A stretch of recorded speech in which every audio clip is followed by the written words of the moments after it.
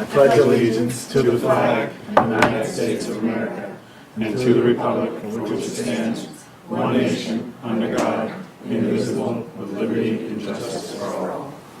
Maybe it was 10 people. It used to be 10 when Richard was on, but now it's 7. Okay, we have a 6:30 agenda. On the agenda at 6:30 is the continued public hearing for the 280-294 King Street Senior Residential Development Special Permit, Aquifer Water Resource District, and Senior Housing.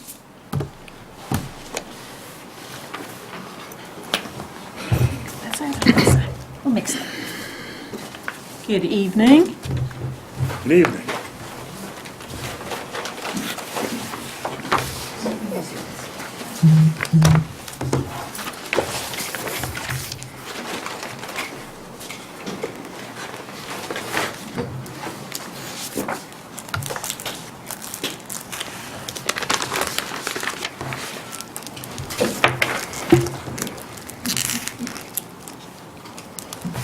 Do you have the new plan?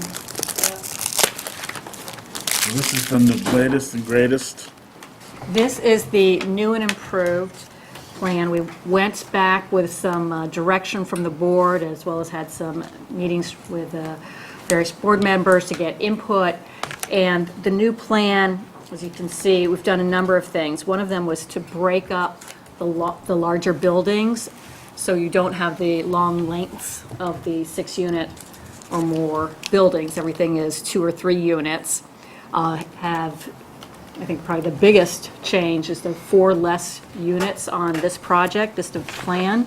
So we're looking at a total of 26 as opposed to 30, which allowed us both to put extra space around each unit or each cluster of units, as well as a larger section of open space. In terms of the calculation of open space, we've excluded the area that's shown as the proposed leaching area on the top of the parcel, even though that will be a grassed area and it would be accessible for residents to walk through or access, but we've not included that in our calculations. But what we've tried to do with this plan is take the input from the board and come back with something that we hope is even better than what we were presenting before. Oh, updated. Never mind.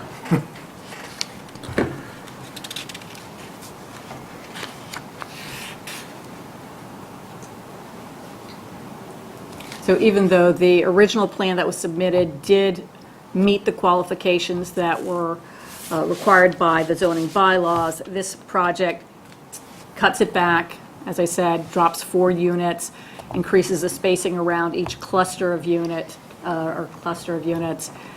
provides more yard space for each individual unit or cluster of units, as well as more open space for the project overall.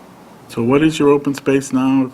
So the open space on this plan, the one behind you or on the board, is going to be shown in the darker green. The light green is yard area for the units, and that is not included in our open space calculation, as well as the septic leaching area, which is a very large, we're talking football size sort of area, is not included in the calculation. So the total area would be the same as it was before, and if I could see that plan. Of course, yes. Just reconfigured. So we are at 58,690 square feet. Over, just over an acre.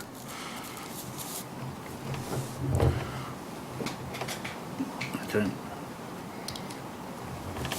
Closer to an acre and a half, actually. Just over an acre and a half.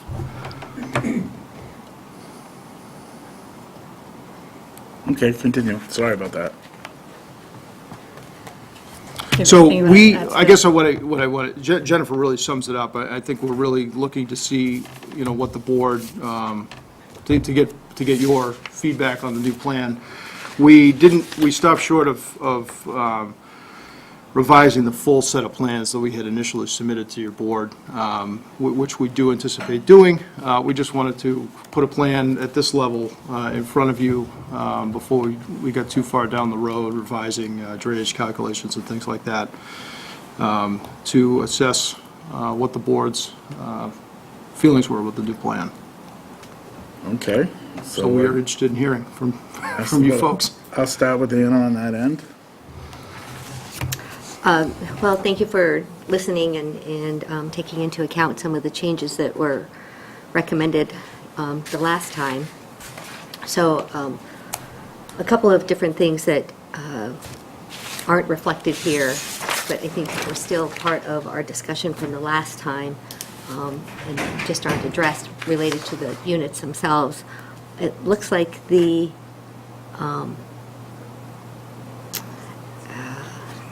read my own handwriting. It looks like the units are still going to be 2 floors. Is that correct? That is correct. Okay. And have you taken care of the 0-step entryways all around? That's my understanding. Is that correct? Thank you. Yeah.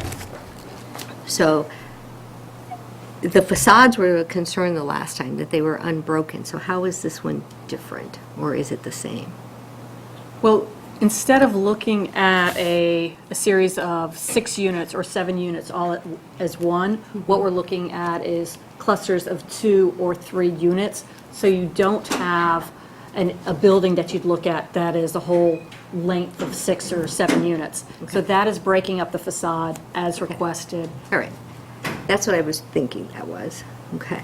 Do you have a sense as to what, I mean, in that little bit over an acre space, were you thinking about anything that could be done there for the community or any? Right now, it is designated as open space. There's not a particular development plan for it yet, but that could be based on input from board or people who are interested in the community. Okay. So those were some of my questions from the last time. And then finally, I think I noted somewhere in the notes that there was no visitor parking. I believe there are, at least on the prior plan, there were several visitor parking spaces. Can you confirm, Greg, what's in the new plan? We have this sort of in concept at the moment, so I do apologize, we don't have those on there, but we would be including visitor spacing in this plan as we did before. I don't have any shown, but we would incorporate some sort of in a few bays scattered around as we did before. Some of the driveways. Parking calculation on this one? Is it the same? Well, it would be reduced for the units. Of course. Yeah, we were really focusing on this particular concept plan, to massing be and clear. the Yeah, layout. sort of focusing on what we judged to be one of the more significant things, which was the open space. And, I appreciate that. You know, we figured if we had that discussion out, that we. Yeah. Okay, I had just noted it, or I just read it from one of your We're notes. we're So- certainly proposing the same ratio of visitor spaces that we were before. So then the bigger items, there was a note sent to us from the Board of Health. And so I think that I need some clarification as to whether or not the note from the Board of Health where it says that there needs to be a declaration from the Department of Environmental Protection regarding no negative impact. So is that something that we need to address as a? I don't know, so that's First. the purview of the Board of Health, and it's not permits pertaining to us, it'd be any sewage disposal facilities on their property that they would have to get through DEP. So that's it's something that permitting comes through the Board of later Health. in, It's process. this developer working with the Board of Health. remember, this is my second meeting. Yeah, no, so If I this is, could, I'm sorry to interrupt. I didn't see any comments from we the Board just, of we Health just got the comments for this project just or before the, oh, for this? all Oh, projects you did, coming in. okay, I didn't, Okay, we if I could get. have not seen So those to- either. Did you get, maybe I missed them, but I didn't get them. To get to your point, Anna, Okay. They've already it been- sort of is an issue of ours because they have to perk. So, the difference between the old days when we did an open space is if you were having 20 lots, you had to make sure that all 20 lots perked. This new bylaw has 24 lots, and we haven't even addressed the impact, especially now that they're on smaller lots, and according to the, unfortunately, they've just seen the letter, so I don't know if we should really go into it. We should Okay, give them time that to sounds fine. at least look at it, but it is gonna have an implication as to the design of it. All right. Well, that seems fair. And so then the other question that I had, which is one that I think we had raised to Maren for more direction, is at what point is, or what is the criteria where a second form of egress is required from a development? Do we have a response on that? It's another issue that we need to talk about as a board. Our subdivision rules and regulations say that anything with over 20 lots or residences, you need a second means of egress. Okay. So, And that's the type of issue that would come out in the peer review, unless you pull it out for, unless we separate want to discussion. discuss it ourselves before peer review, which I think we need to think about whether we want to do that. Okay. So those are the two big issues that I think came to mind. How about anybody else? Jamie? Well, after reading the Board of Health memo here, the fact that they're trying to organize themselves and catch up to speed with the senior residential development bylaw that we passed, I'm worried that we're leaving some key components out. So reading their line item number 1 here, I think that they need to be a part of the conversation. So seeing that they're trying to catch up with us and where we are right now is a concern. You think we should ask the Board of Health to come in and kind of work through it together?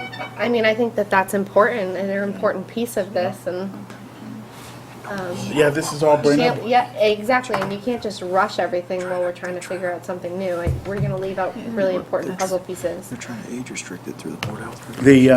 The issue is because now we're going to a higher density. That's where they're catching it, because before, the old days, if it was like I started to say, if it was an open space plan, they had to demonstrate that they had 10 lots or 15 lots, whatever. This now it's, Yeah. and the Board of Health is coming in and weighing in that they want. So maybe you're right, maybe we should probably bring the Board of Health in to discuss what kind of guidelines they're gonna want for this, because the treatment plant, however they do it, the sewage disposal system or the treatment plants are gonna be critical to whether these are feasible or not. Do you agree, Mr. Mullen? I don't, but at this point, And it- I feel that they haven't had an I opportunity get to it. read this, so I don't want to have this And we- discussion until they have a Take an chance. opportunity and review this, just on Yeah. the quickest review. It looks like the end of the first section. No, I agree. May be I in see it. direct conflict with the bylaws as written for the senior residential. So, for example, they're requiring that the units be age restricted. is It's the way I- flow, so that's Title V. It's, it's age restricted because it's either 110 gallons a minute, or 150 gallons. So it's a flow rate. It's not in our purview. It's up to them, Right. so.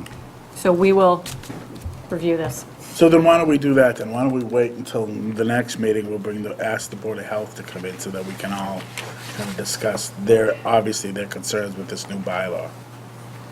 Does that make more sense? I mean, I think it does personally. Okay. Anna, do you think so? To wait till our next meeting to bring in the Board of Health? Well, we should bring the Board of Health in, because they just, talk about 12th hour, they just sent it to us. Right, and that kind of goes back to, I think, our board's policy of, Well, that was from another board. That's well, the- I know, so in essence, in order for our board to be effective and efficient with our time and to allow any prospective applicants ample time as well, I think, again, I'll reiterate from the last meeting, the more that we can provide that time ahead of these meetings, that would be the best thing to do, when we can. So we'll go yell at the Board of Health. You go yell at them, okay? I don't yell, We don't have- Mark. Okay. Sorry, Mr. Chair. Do you have any issues other than the Board of Health issues that you want to discuss with this right now, or? Well, I mean, I think that The applicant took into consideration a lot of our concerns. They've addressed quite a few of them. I want to thank them for taking the time to do that. I know that the price point on these is something that is close to what we're looking for. So I'll wait to hear from the Board of Health and any other boards that want to weigh in on this and invite you guys back as soon as possible and try to get something done.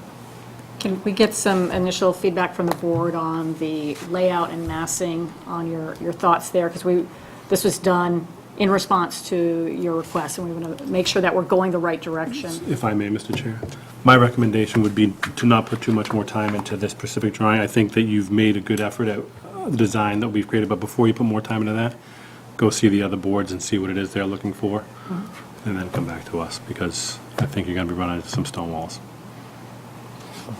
With Board of Health? Really? Go see them. I can't speak for them. I just from the memo I just got today as well. We just got it mapped. So We just got it. We all got it. We might have got it an hour before you did. So we're trying to digest it as well. So, and I'll say the same thing. I know Matt and I met, and he addressed a lot of my concerns, and the plan is better than the first one, and I'm still not 100% on board with the open space, but I'm better. We're getting there. I'm still not thrilled about, unlike Mr. Mullen next to me, I'm still not thrilled about the price point. And I'm still not thrilled because most of the 4 out of the 5 people that spoke in that video wanted one-story units. And I know I'm hammering you on both sides saying I want a cheaper unit and I don't want the second floor, but that's on my wish list, what can I tell you? But I do appreciate the fact that you got rid of the 4 units and you made it look, I think, a better project than it was before. And you're just gonna have to start, So, Mr. Chair, sure. so here's a copy of something that I'll pass along to you all as well. It's from a 2016, November 21st, 2016 senior housing report. When Judy Barrett came to Littleton and had a workshop on senior housing, there were a few pages that she showed from her report that I've been referring to when I talk about the one-story or single-floor living, and she was very clear from all of her research and the work that she's been doing around the state is that for active adults age 55 to 75, single-floor living, side-by-side laundry room, freedom from home maintenance, wide sidewalks, those are some of the key things. So it's not something that we're just saying out of turn, but rather this is based on research and also based off of what our own folks in town have said. That's why it keeps coming up. And one thing I will note, because we did have some discussion at the last meeting about whether or not some garden apartment or a scenario would work. So it would be single floor, but those just are not permitted under our bylaws. So it has to be a cottage or a townhouse or assisted living. So some of those options just aren't permitted under our bylaws. So if we're looking at, these are essentially 2-floor townhouses or triplexes. If we were looking at making these all just one-level cottages, either they'd be significantly smaller in square footage. So again, someone doesn't have to use the second floor, but they would be limited to a smaller footprint, or there would be a larger ranch-style unit, and there'd be spread out more and fewer of them. So we're trying to, the price point. and we're trying to work with creating some of the density that the bylaw encourages and maintain a price point, which is one of the reasons why they are going up a little bit as opposed to just spreading out on single floors. But I very much, I take your point and the input from the board on that. Thank you. Does anyone in the audience have anything to say about this? Hi. Cindy Napoli, Springfield Drive, member of the Board of Selectmen. I apologize for being late. I just was wondering, what is the price point? Prior to being reduced, we were in the 350, and we're really trying hard to stay right there, Cindy. At 350? And how many units total and how many are considered affordable? There are 26 units and 3 would be affordable. Okay, thank you. And obviously, price point will change as design and development changes. Yes, ma'am. Anne Grace, 82 Neshoba Road. I'm a member of the Bicycle Pedestrian Advisory Committee.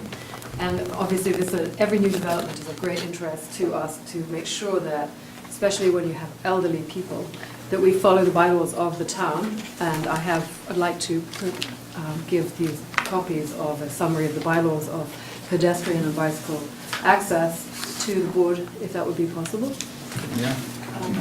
And so that while you're going through any form of redesign, these are the laws that we have passed in this town and we should follow, unless there is any particular reason why, unless the board is prepared to grant an exception. And especially with the seniors, I'm just looking at that design, and I see that there's a sidewalk on one side of the road, but what about the seniors on the other side of the road? There's a whole lot of things that are just missing from this design, which I hope could be incorporated in whatever the future of this turns into. Thank you. Yes, sir. Hi, Chris Bergansky, Hill Pond Road. In looking at the, I'm sorry, no, New Estate Road, sorry. In looking at the design there, clearly the dark green represents the open space concept. Is there a general formula that you guys are using in order to go and calculate what the open space would be? It looks like it seems to stem off a certain distance from the back of the buildings, although the distance doesn't seem to be consistent between unit to unit. Also, I understand that you guys have excluded the area around the septic per the request of the system. Over on the right side, it looks like we've got a very long strip. Approximately, do you know about how wide that strip is on the right for open space? Oh, on this side here? Yeah, on the far right there? I think it's about 10 feet. It's about 10 feet? So Yeah. we got a 10-foot section kind of running down that. Is there a general, hey, it's about so many feet? It just doesn't seem to be, if you will, consistent as far as the way it's being applied. And I was wondering if you guys could share what the rule you used in order to kind of come up with that. You're looking at me. Well, I can, with your permission, What? with your permission, I can. It says it's supposed to be 30% of contiguous open space, and it has to really be usable open space. It can't be just buffers, just So a 10 10-foot little strip. swath by approximately 50 feet, maybe? That what it It's looks probably like? not really open space. It's not really, yeah, it doesn't kind of meet the intent of the law. Glad you said that, thank you. So, It's probably not really, but okay, we're still entertaining. design stuff, but yeah, that's been my contention all along. It has to be functionally usable and deedable back to an entity open space. That's why the septic system can't be on it, because it has to have the ability to be deeded to somebody else. And if you go on the left side, it looks like you've got maybe a 20-foot wide passage running behind people's apartments. And we're calling that open space? 30 feet. 30 feet. 30 feet? Again, you gotta kind of look at it whether it really has any function to it. Open space is supposed to be functional. You're supposed to be able to use it, supposed to use it as a field, use it to walk your dog. You don't really want to walk your dog by. So, yes, we're still in flux with that one. How's that? Yes. Like Begansky, New State Road. I appreciate that the buildings are now like broken up and it's not necessarily 8 units in a row, but the 10 feet that's in between those buildings really, I mean, maybe it breaks it up a little bit, but it's not like you're gonna see a lot of green through there when you're going by. And I really like the development that's over on White Street, where it's like houses that are not all at the same angle, and it really has that nice neighborhood feel where you could go out and walk around. So that was like the one thing when I saw this that I thought, it's a little different, but it's not very different, And we appreciate the pressures you guys are under. You're trying to meet a certain number of requirements. We very much understand that. We're trying more to meet a price point. That's ultimately what I'm trying to do. I've built 2 55 homes now. And the people that are buying the current one we're in are not Littleton residents. I have 7 people that want to go here, Littleton people, now, because they can't afford it. The people that are buying Cooper Farm are coming from points east of here, and they're selling their $1 million homes in their downtown downsizing to a $500,000 house, and they're putting a whole bunch of money in their pocket, happy as a lark. It's a very fine line that we're trying to accommodate here with what we're trying to build. If we did the ranches and spread them out like we did on White Street, it drives the cost of the units sky high. It really does. I mean, the cost of construction today, the cost of materials, the cost of road, the cost of the land, it's all high. And, you know, to make the project economically feasible, this is where we are. If we get hacked anymore, it does not work. Mr. Mullen, you have? So, just to reiterate, when we talk about usable open space, the bylaw does not say, the bylaw says minimum common open space in a development shall be 30% of the lot area. So it doesn't say usable, doesn't define it anything other than minimum common open space. Okay. Just to be clear. And deedable. Right? What's in there, deedable? That's to have the ability to be deedable. Perpetuity for conservation or passive recreation. But conservation could be a 10-foot strip, 20-foot strip, or it could be a great big field. It could be any of those. Okay, anyone else? We have a couple more minutes. Yes, sir. A quick question. Name, Is there any please. way for a Name, developer, please. sorry, Paul Kokmakian, 32 Lawrence Street. Is there any way for a developer to contribute to a common fund in lieu of open space that they're unable to provide in a tight situation like this?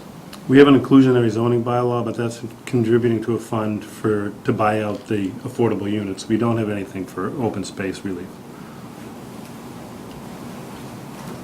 Anyone else? Oh, good. Next, we're a little ahead of schedule, so can we catch you on next month, and hopefully we'll have some Board of Health direction, and hopefully maybe have the Board of Health here if we can. That's good. What's our next meeting? The August meeting is scheduled for the first week of August, so that's Thursday, August 2nd. I'm not here. I'm not here. Do you still want to do it? You'll send somebody. Just let you know. All right. Doesn't mean not to do That's it. okay, I may not be here either. August 2nd, no, I'll be here. Want to do them early again, Yes. just like we did, 6:30? Perfect. Thank you. And Board, have any other last questions before we continue this till August 2nd? I'm glad each time it gets better, so wish you luck with the Well, Mr. Mullen, thank you. All right, thank you very much. Thank you. Thank you all. Appreciate it. I'll take that one, Yeah, can you? or I can PDF that too tomorrow, whatever. We have a 7 o'clock A&R I'll be right there. for 189 Wickham Ave. Is anyone here for that?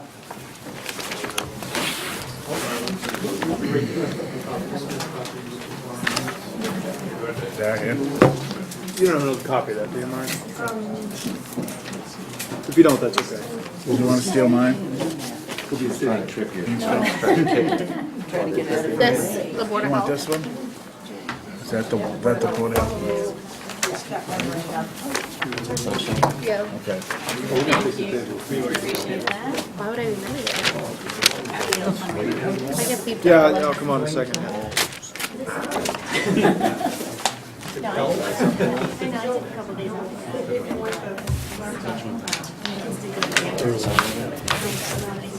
Okay, 7 o'clock, A&R.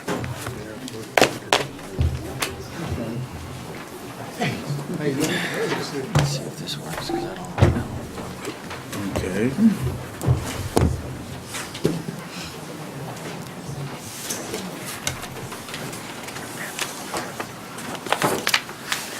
So, Mark, Krista Collins is here from Sudbury Valley Trustees. I don't have one either. Okay. What do you have for us? Hi, everybody. Krista Collins, Director of Land Protection, Sudbury Valley Trustees. I'm here with Ray Lyons, who's representing the Smith family. We've been working with Ray and the Smiths and with Littleton Conservation Trust to purchase land that's owned by the Smiths on either side of Whitcomb Ave. It's already protected by a conservation restriction, and we're interested in buying it to manage it as a reservation that will have public access doesn't currently have public access under the conservation restriction. So we've reached an agreement on price. The only little piece, and the reason we're here tonight is there's a barn on the east side of Whitcomb Ave. It's a lovely barn, but we already own one barn and we don't need to own another one. So we actually found a buyer for the barn, Martin Schramm, and he has agreed to buy it. He's going to use it to store some equipment and use it for part of his construction business. It will be protected under the terms of the conservation restriction, and he has worked out an agreement with Littleton Conservation Trust about how he has to upkeep it and things like that. We would like to, we're seeking your endorsement of the A&R plan to carve off that 14,000 square feet that the barn is on, and that will be sold to Mr. Schramm. So that's the parcel 3B you're talking about. Yes, the one that's roughly 100 by 150 feet. Does it say, did you put a note anywhere on here that it's not a buildable lot? So, yes, it does say that. Actually, they squeezed it into the parcel itself. Oh, okay. And there's also a reference to the conservation restriction itself, which says that there'll be no further development on the property. All right, hold on, let me see if I can read it. And why are we selling it to this trust as opposed to Littleton Conservation taking it over? They're agreeing, getting public access for us. Pardon? Sudbury Valley Trustees is opening it up for public access. What is it currently? Is it timber? Is it field? It's mostly semi-mature woodland. It goes, on the west side, it goes up to a really amazing ridge line that drops off down to Black Pond. Actually, part of the land is in Harvard, and the town of Harvard will be buying it for conservation land. On the east side of the, and there's a few, there's like some old kind of, how would you describe them? I think they may have been fields or pasture long ago. They've ringed in by stone walls, but they're very overgrown now. We actually want to do, there's a lot of invasive species, and we like to do some invasive species removal and restoration down the road. And then, actually, I've never been on the east side. Okay, so it actually, it flows down to the wetlands that are along Beaverbrook. Beaver Brook, thank you, and actually pretty gorgeous down there. And, once Sudbury Valley trustees acquire the property, there'll be public access down to there, and there's just gorgeous views to see the wildlife. So the other option was that the barn was going to have to come down. So this plan is really a barn preservation plan. So the Smith family is hoping that you will endorse it so that that can be conveyed separately. This is the parcel that has the beautiful stone walls on either side, right? As you come, isn't it? Yeah, there's actually just north of this parcel on the east side. There's an old cellar hole, and that actually goes with the cape on the other side of the road. I think their septic system is in there, so it was part of the property long ago, but now it's privately owned. So the remnants of the foundation for the old barn are part of the overall property, but they're the next parcel over. Yes. Yeah. I saw a hand go up. I'm sorry, yeah. Do you have a question? Are they asking for a Yeah, I need to Sean know. Keenan, 54 Gristmill Road. Are they asking for that little parcel to be pulled out of the Sudbury Valley Trust piece of land that's there now? Yes. So, since we're redesignating that piece of land, is there any opportunity to allow, local bow hunters to hunt some of that property? That's a different issue. Well, it's a give and get, it's a give and get. Open up some of that beautiful land you guys have to bow hunters that, even if it's local people only, Littleton residents only. Right, so we don't own that land yet. And we do, Sudbury Valley Trustees does allow hunting on certain properties. Our board has to designate those properties as open for hunting. Sometimes we just allow a few hunters to go in to do a deer, some deer management. So it would be decided on a case-by-case basis. In this case, we'd have to think about the neighbors and the proximity. How much of Sudbury Valley Trust is open to deer hunters on a public basis? Oh, that's not my department. I can find out for you. I'll get your name. Is at the end. it substantial? In Berlin. I don't think it is. Memorial Forest, I know it's by, well, we should talk afterwards. Well, I'm just saying, there's an opportunity to take some of my Littleton land and, turn it into something that other people might like to enjoy besides just walking around on the property. So, Mr. Chairman, knowing that you're on a relatively tight schedule, this is clearly a conversation that Sudbury Valley Trustees is willing to have. But for tonight, we're just asking you to sign and endorse an A&R plan that will allow this barn to survive. What year was the barn built? It's pretty old. I don't know. It's You guys want to restore, save a barn, but you don't know what year it was built. Oh, we don't know. See, that's the thing. That's why we're happy to find a private buyer because we don't want to You own keep it. referencing a barn, so I was just curious. Mr. Finley. Rick Finley, 46 Plnbrd Road. The barn itself is quite old, but it has literally been totally rebuilt over time. It is now stick-built. At some point, it was timber frame. It's not in great shape. That's really why Sudbury Valley trustees and the Conservation Trust did not want to take it on ourselves. There may be a lot of money involved in keeping it up. But it's, from the street, it's very, historically, I like it a lot. That's what I've been trying to lead this effort to preserve it. And there is agricultural land on the right side of it. It was part of the family that owned it were cattle and chicken farmers. That house that they lived in has been demolished, but the barn is a remnant of that holding. Thank you. Anyone on the board have any other questions? Well, it's kind of funny. Wickham is the one that heads up towards Harvard, right? Goes up to Oak Hill and the other thing, and as you drive up, you go up to the whoop-a-doop, and it's on the left-hand side we're talking, correct? Correct. There's a cellar hole, the house to the right just had a bunch of work done on it. Mm-hmm. You're gonna cut this little tiny piece off attached with the barn, so the barn with that 14,000 square feet, 15,000 square feet is going with the barn. And you're Correct. you're selling that to a builder. We're actually No. giving it to them. You're giving it to them. But you can't say right now you can give access to local hunters? People that It's use it not my besides decision just... to make. I mean, and you guys are gonna buy this 707.06 acres? Yes, they are. And that will take the entire use of that property out of the hands of Littleton, correct? It's private now. No, It's we big. know it's private It's now, gonna but be if- conservation land. It's gonna be like the Conservation Trust. It's gonna be another conservation entity that actually has more money than Conservation Trust, am I right? You're correct. Yep. So It it's is bringing that land to the town as a conservation area where we can walk and maybe hunt, depending on what SVT says. But basically, right now, there's no access to the public.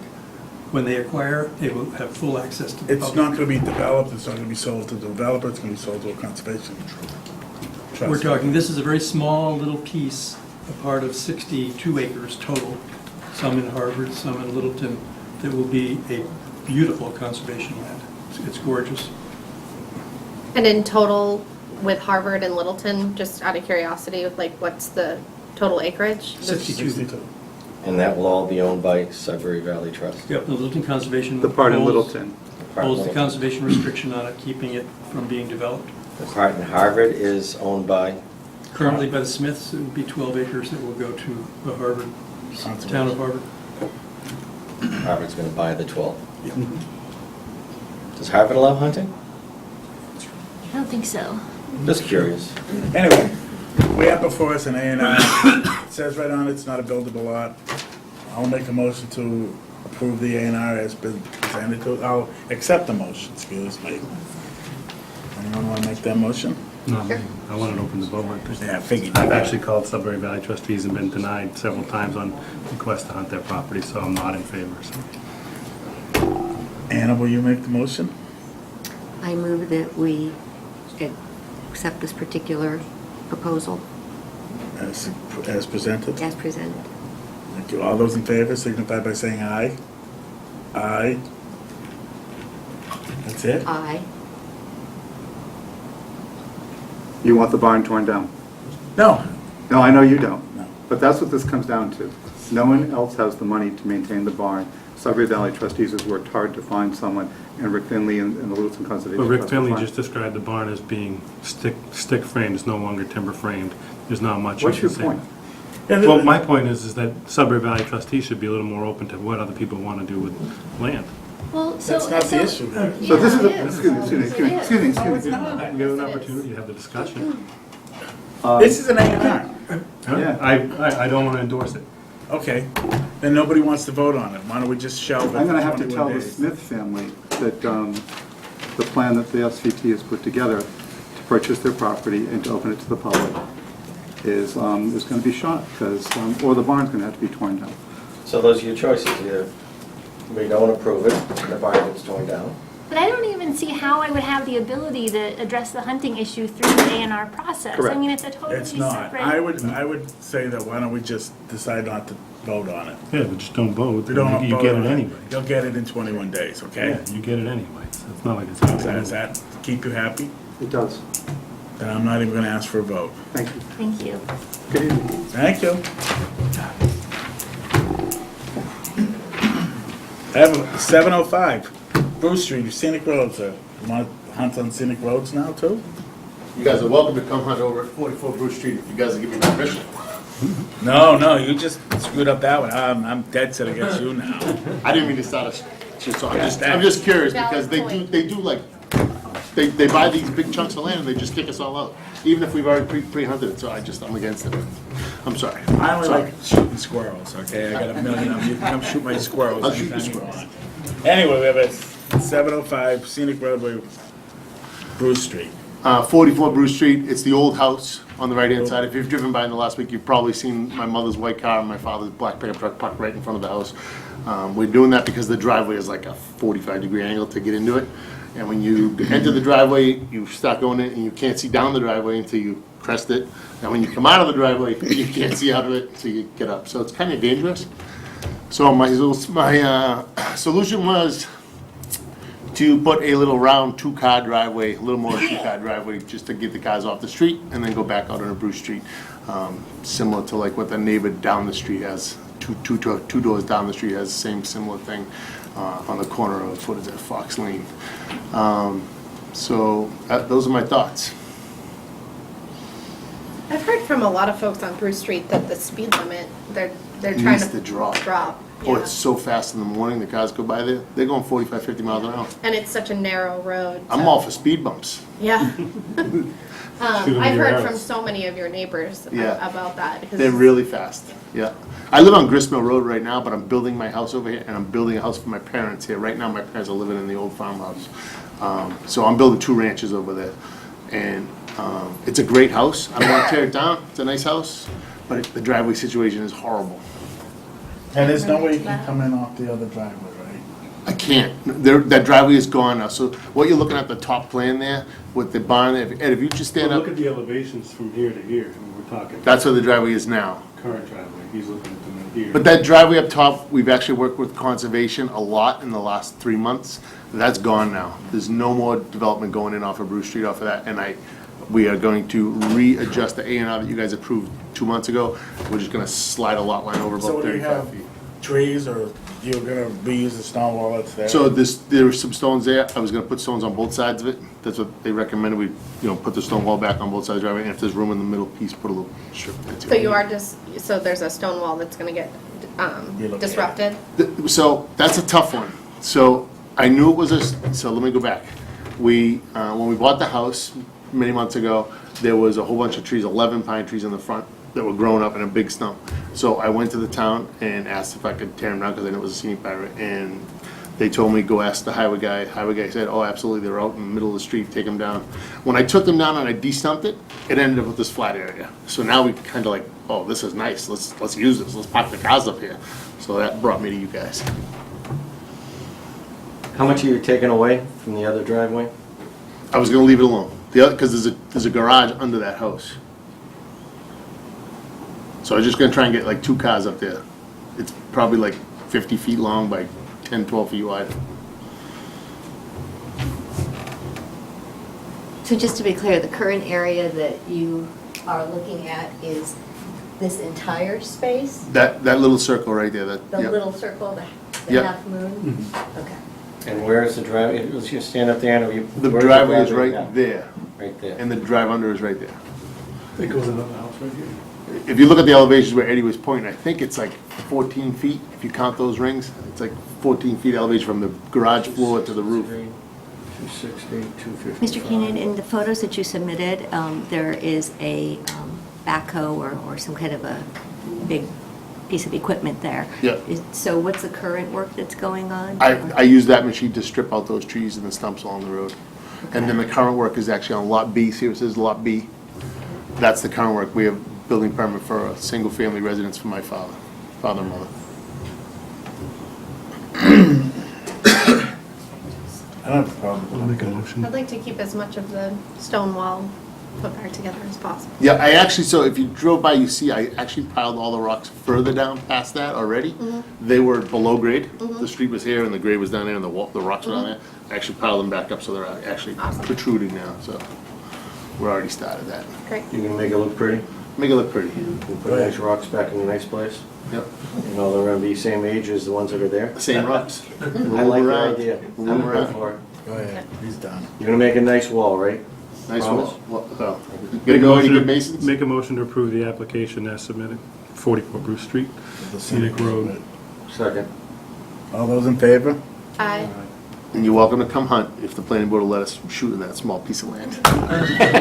We don't meet state regulations. Thank you, guys. Thank you. Have a good night.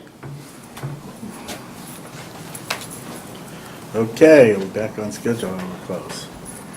7:15, we're on schedule. Jones Meadows. No, Taylor Street. Taylor Street. Oh, behind, oh yeah, that's right. Taylor Street, sorry, Just did the same thing. I'm new. What is this one? Taylor Street. Roger, 1 minute. 1 minute, Roger, yeah. 1 minute. Can we go up there? Gentlemen, These are the hard guys. now they gotta introduce themselves. All right, Josh Weaver and Nick Sapmary, Sanctuary Medicinals. Nice to see you, gentlemen. We're here for a letter of application for a site plan modification for landscaping and an entrance gate. Would you like me to review? what we're Yeah, give us a proposing? refresher if you don't mind, through the chair. yeah, thanks. We're located. when you have your hand in my back. We're located, again, we're Sanctuary Medicinals, located at 234 Taylor Street. We're proposing site plan modifications, the first being landscaping. We're proposing to maintain the existing conditions of the current landscaping. The current conditions have been approved by the Department of Public Health through the final certificate of registration receipt and must apply with state acceptability standards. We are required to ensure that trees and bushes and other foliage outside the RMD do not allow for person or persons to conceal themselves from sight. Additionally, the Massachusetts Attorney General has issued guidance that documents that states local ordinances and bylaws may not require landscaping that would conflict with the provision. At the time of the original application, we were not aware of these detailed requirements in regards to the landscaping. The second site plan modification we're looking for is for the entrance gate. We're proposing to eliminate the previously planned entrance gate. Our Director of Security, Michael Allen, had ongoing discussions with former Police Chief King regarding the entrance gate. The result of the review was for the elimination of the entrance gate. The reason being for the elimination of the gate was to deter attention to the facility, thus improving the safety and security of the facility and staff. Police Chief Plnbrd had been consulted on the modification and is in agreement to not call undue attention to the facility. Thank you. Thank you. Thank you. Board have any questions about this? You want to make it as unobtrusive as you can. Sir. No reason for anyone to go there. I'll make a motion to approve the request for modification to the site plan. Second? Second. All those in favor? Aye. Aye. Right. Good luck, by the way. Thanks a lot. All right, appreciate it. We're ahead of the game now. No. We've just caught up. How come I can't find this? That's what I did earlier too. He did, but he has to get that. So, just out of curiosity, That's the, Mark, what? put that last thing with the 21 days if you voted. If you did not, took no action in 21 days. Yeah, 21 days to get it. I've been in discussions with the Valley Trust and myself also, and I've not been enthusiastic about the way they run their business, to be quite honest. One-way street. One-way street. And that's the reason But why that wasn't what was before us. Before us was in the plan all day and So we just made a political statement, Yeah. knowing that they were going to get what they wanted. Right, okay. Made a personal statement, I didn't make a Right. political statement. It's an A&R, you couldn't turn it down. There was no reason that you could turn it down. Correct, but I don't like. I get that, so they get it by, Call it political, so I don't like how come I still can't find it? their processes. That's Oh, just you gonna show me want the to read hearing The official one. notice. Sorry. Now, see? So which we're in Jones Meadow now? It's not that easy to I know. I'm so old school, so. Yeah, I'm doing pretty good. I'll find it for you. I found it. Well, now I don't know what I'm doing. This whole packet's supposed to be. Application or plans? Residential. 7:15, Only like that, that, new public plans, hearing, right? 7:15. Yeah, but I think that only gives you the. Public notice? Oh, wait, no, we're going.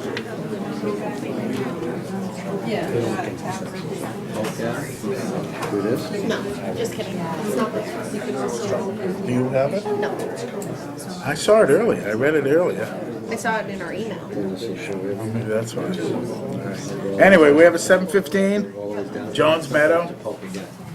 The applicant's here. Yeah, the plans will be about time.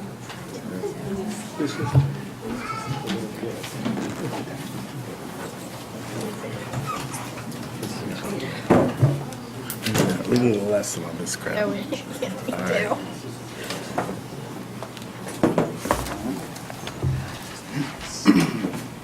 Okay, somebody, clerk has to read the, Oh, I found it. Yep. I don't know how I got that. go ahead. All right. Public hearing, Senior Residential Development and Water Resource District Special Permit, Jones Meadow. The Town of Littleton Planning Board will hold a public hearing on Thursday, July 12th, 2018, at 7:15 p.m. in Room 103 of the Shattuck Street Town Offices, 37 Shattuck Street, to consider the application for a preliminary subdivision and a senior residential development special permit pursuant to MGL Chapter 40A and the Code of the Town of Littleton zoning senior residential development, Sections 173 to 145 through 173-152, and Aquifer and Water Resource District Special Permit, Sections 173-61 through 173-64. Property location, Spectacle Pond Road at Cricket Lane, map R-23, parcel 4-A. Property owner and applicant R.D. Kennard Homes, Inc. The applicant is seeking a preliminary subdivision and special permit under the Senior Residential Development Bylaw and the Aquifer and Water Resource District Bylaw to allow construction of 32-bedroom, age-targeted senior cottages and associated improvements on approximately 11 acres off Spectacle Pond Road, located near the intersection of Spectacle Pond Road and Cricket Lane, including affordable units under the inclusionary housing zoning bylaw. Application and plans can be viewed at the planning board and town clerk's office during their business hours. Any person interested or wishing to be heard on the proposed plan should appear at the time and place designated or provide written comments before the close of the public hearing. Thank you. Okay, we have, this is our first formal discussion, so do you want to give us a brief overview? Sure. So a brief history of the project to date is that in January of 2018, R.D. Kennard Homes entered into a host community agreement with the town of Littleton. The basis of the agreement is that the developer is to create a senior residential development only and to only build cottage-style dwellings. In addition, the town is to receive a minimum of 30% of the total parcel of land, and the shape of that land is to be determined by the planning board. On June 7th, the formal application and preliminary plan of subdivision was submitted to the planning board, and it is our belief that this plan meets the requirements of the senior residential development bylaws and tastefully satisfies the host community agreement between the developer and the town of Littleton. Okay, do you want to? Yeah, thank you. I'll go over the plan. My name's Greg Roy with Dushar Dillis. Thank you for your time this evening. I'll try to be as brief as possible because like the last application, we'd like to hear your feedback as well. Thanks for putting it on the screen, Martin. I appreciate that.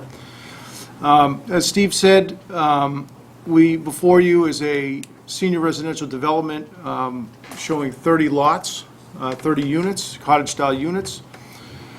It is proposed as a subdivision, so these are single detached structures that would each be on their own lot.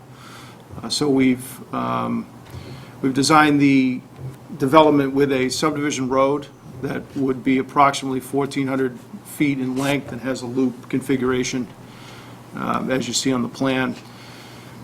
The open space area is depicted a little bit clearer on this plan. I have it outlined in dark green, which surrounds the development.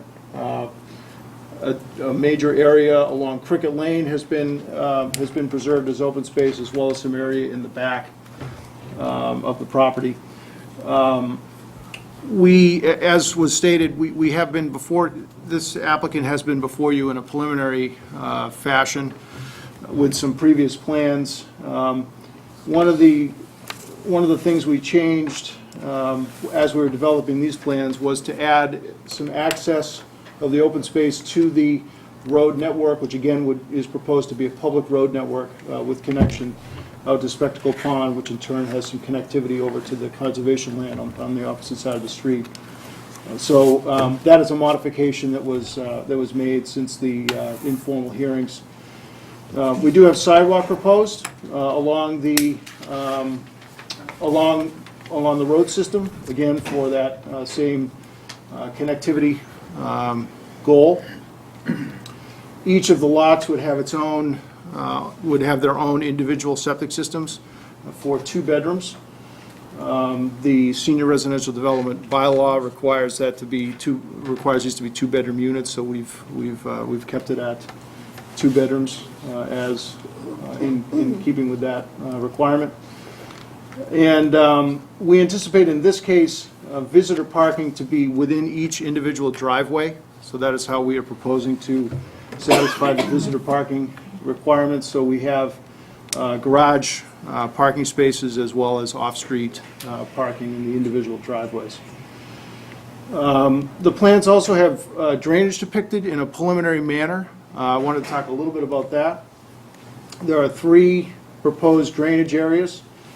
One at the front of the site, one in the back, and one over here on the adjacent to Cricket Lane.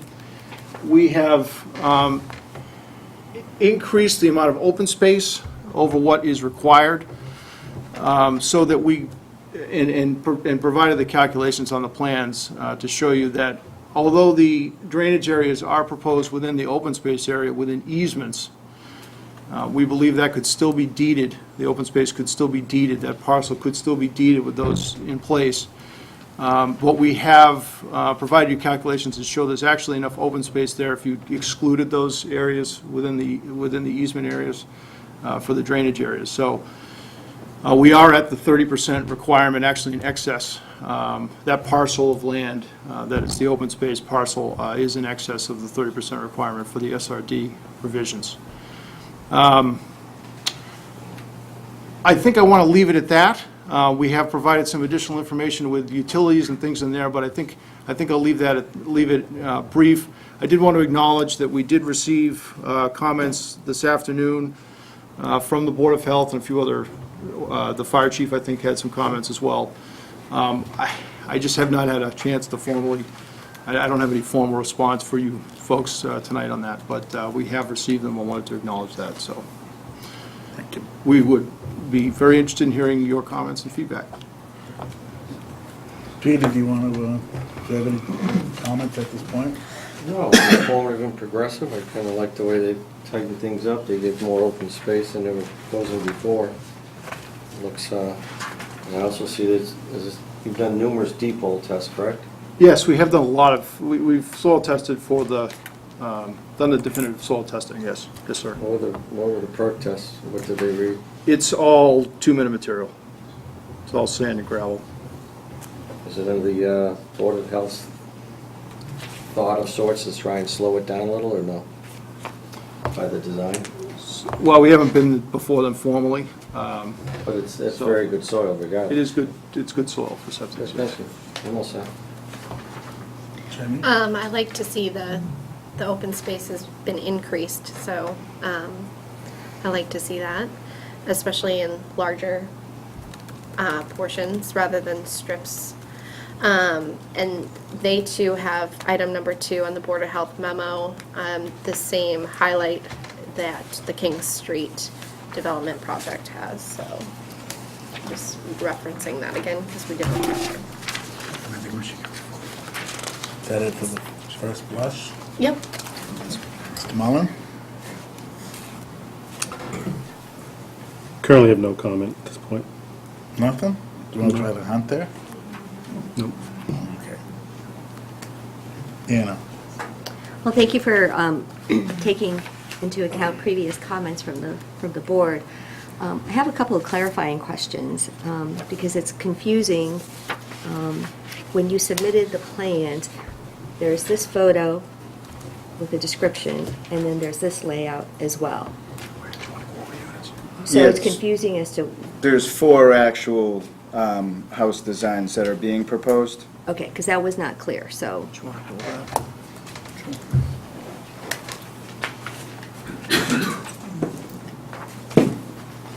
So on the board here, we've got 4 different designs of single-family, one-level ranch-style houses. And the reason for that is we're attempting to hit not just the needs of the people, but also different price points. Because realistically, I've heard a lot of, not just in these meetings, but a lot of people say that the more we can build, the less the price is, or vice versa. And realistically, the builder doesn't dictate the market.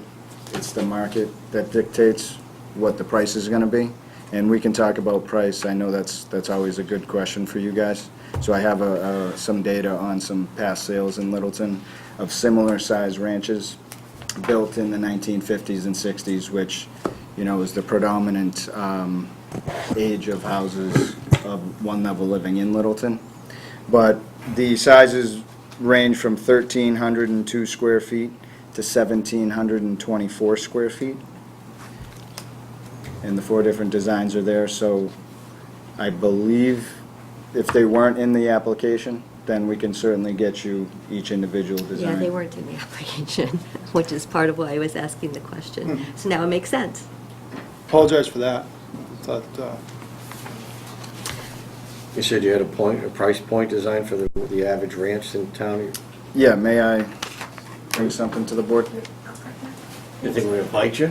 Yep. Mark might. I'm not going to bite you. What are the price points for these? So the price points for these, we're projecting at $425 to $525. And if you, what is being passed around now is essentially a comparative market analysis. It's a system that I sell real estate for a living. I'm a realtor. So this is a system that we use to come up with the predicted sale price of a property. So what you have in your hands breaks down 9 past sales of ranch-style houses in Littleton in, I believe to be the last 6 months. So what you'll see is the address, the year built of the house, the date that it was sold, and if it says UAG, that means it's currently under agreement.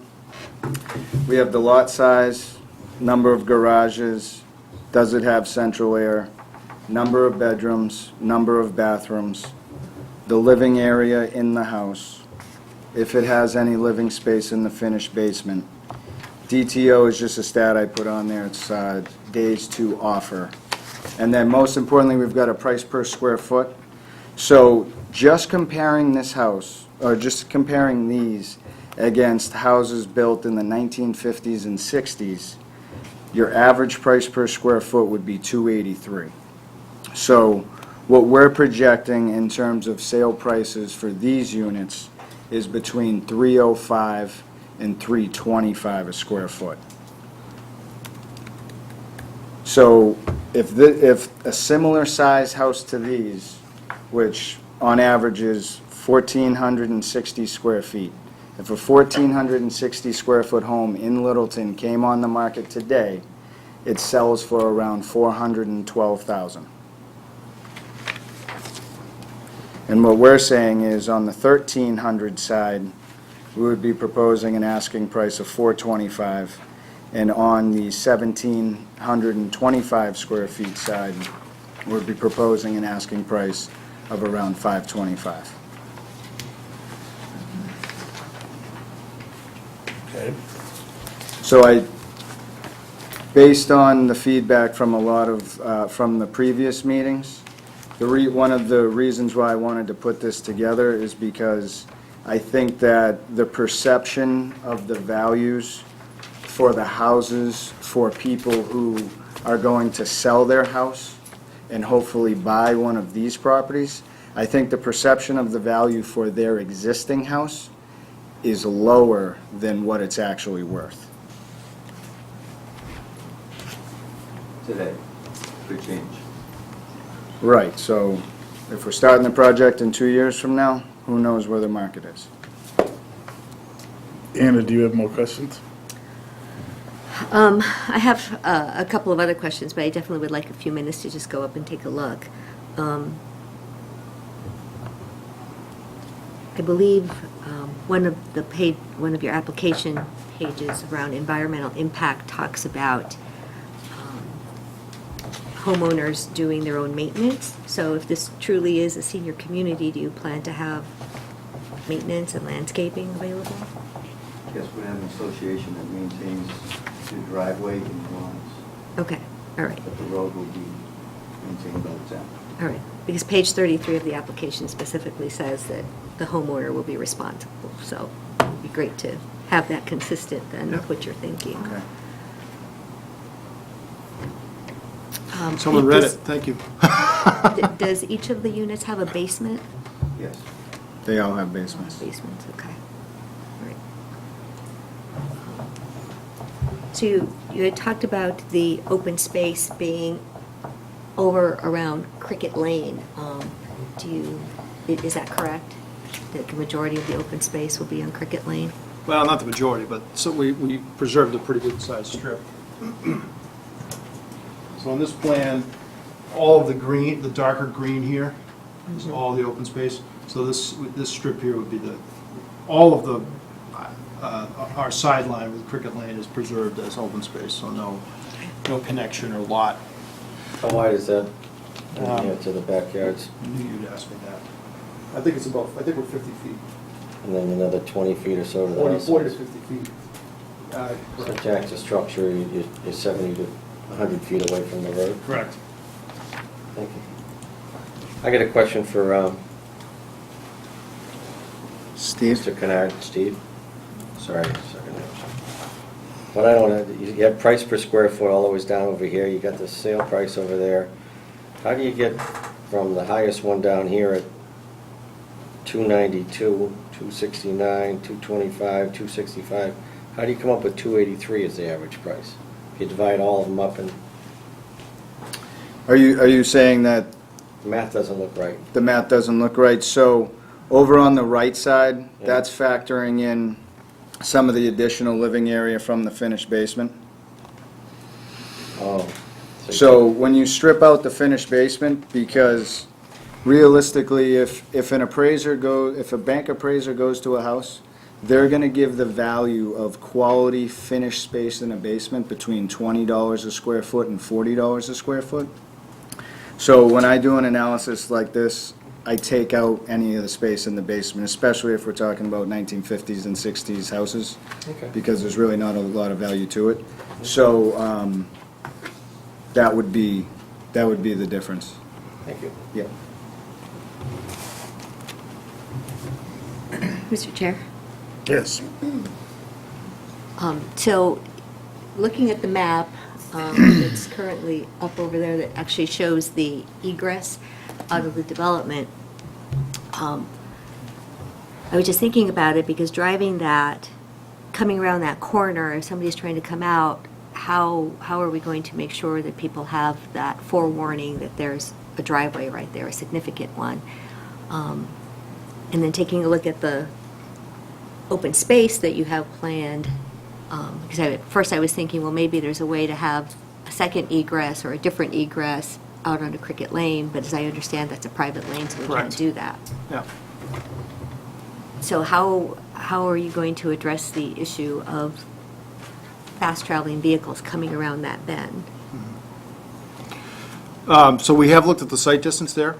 We have done the measurement, and it is in compliance with the regulations pertaining to site distance. I do certainly under no thought that your board would not be looking for a peer review on that. So I'm sure that's an issue that'll come up during the peer review process, if not sooner, certainly during the definitive subdivision process. But we have looked at that, and we also have looked at the distance. Part of the thing that drives the location of our access road is your regulation, subdivision regulation pertaining to distance between adjacent streets. So we have the Whitetail Way that comes out, and we had to maintain, I think that's a 300-foot. Don't quote me on that, but there's a certain distance there, and we had to make sure that we complied with that. 300 feet? Well, I may be saying the wrong number, but there's a distance in there. We dealt with that on Mill Lane and Mill Foster. So 300 feet? It's 300. It is 300. We granted. Pretty sure it's 300. to two But anyway, that's one of the factors that went into that. But we also went out there and did measure site distance to take a look at that, so. Mr. Chair, if I may? Sure.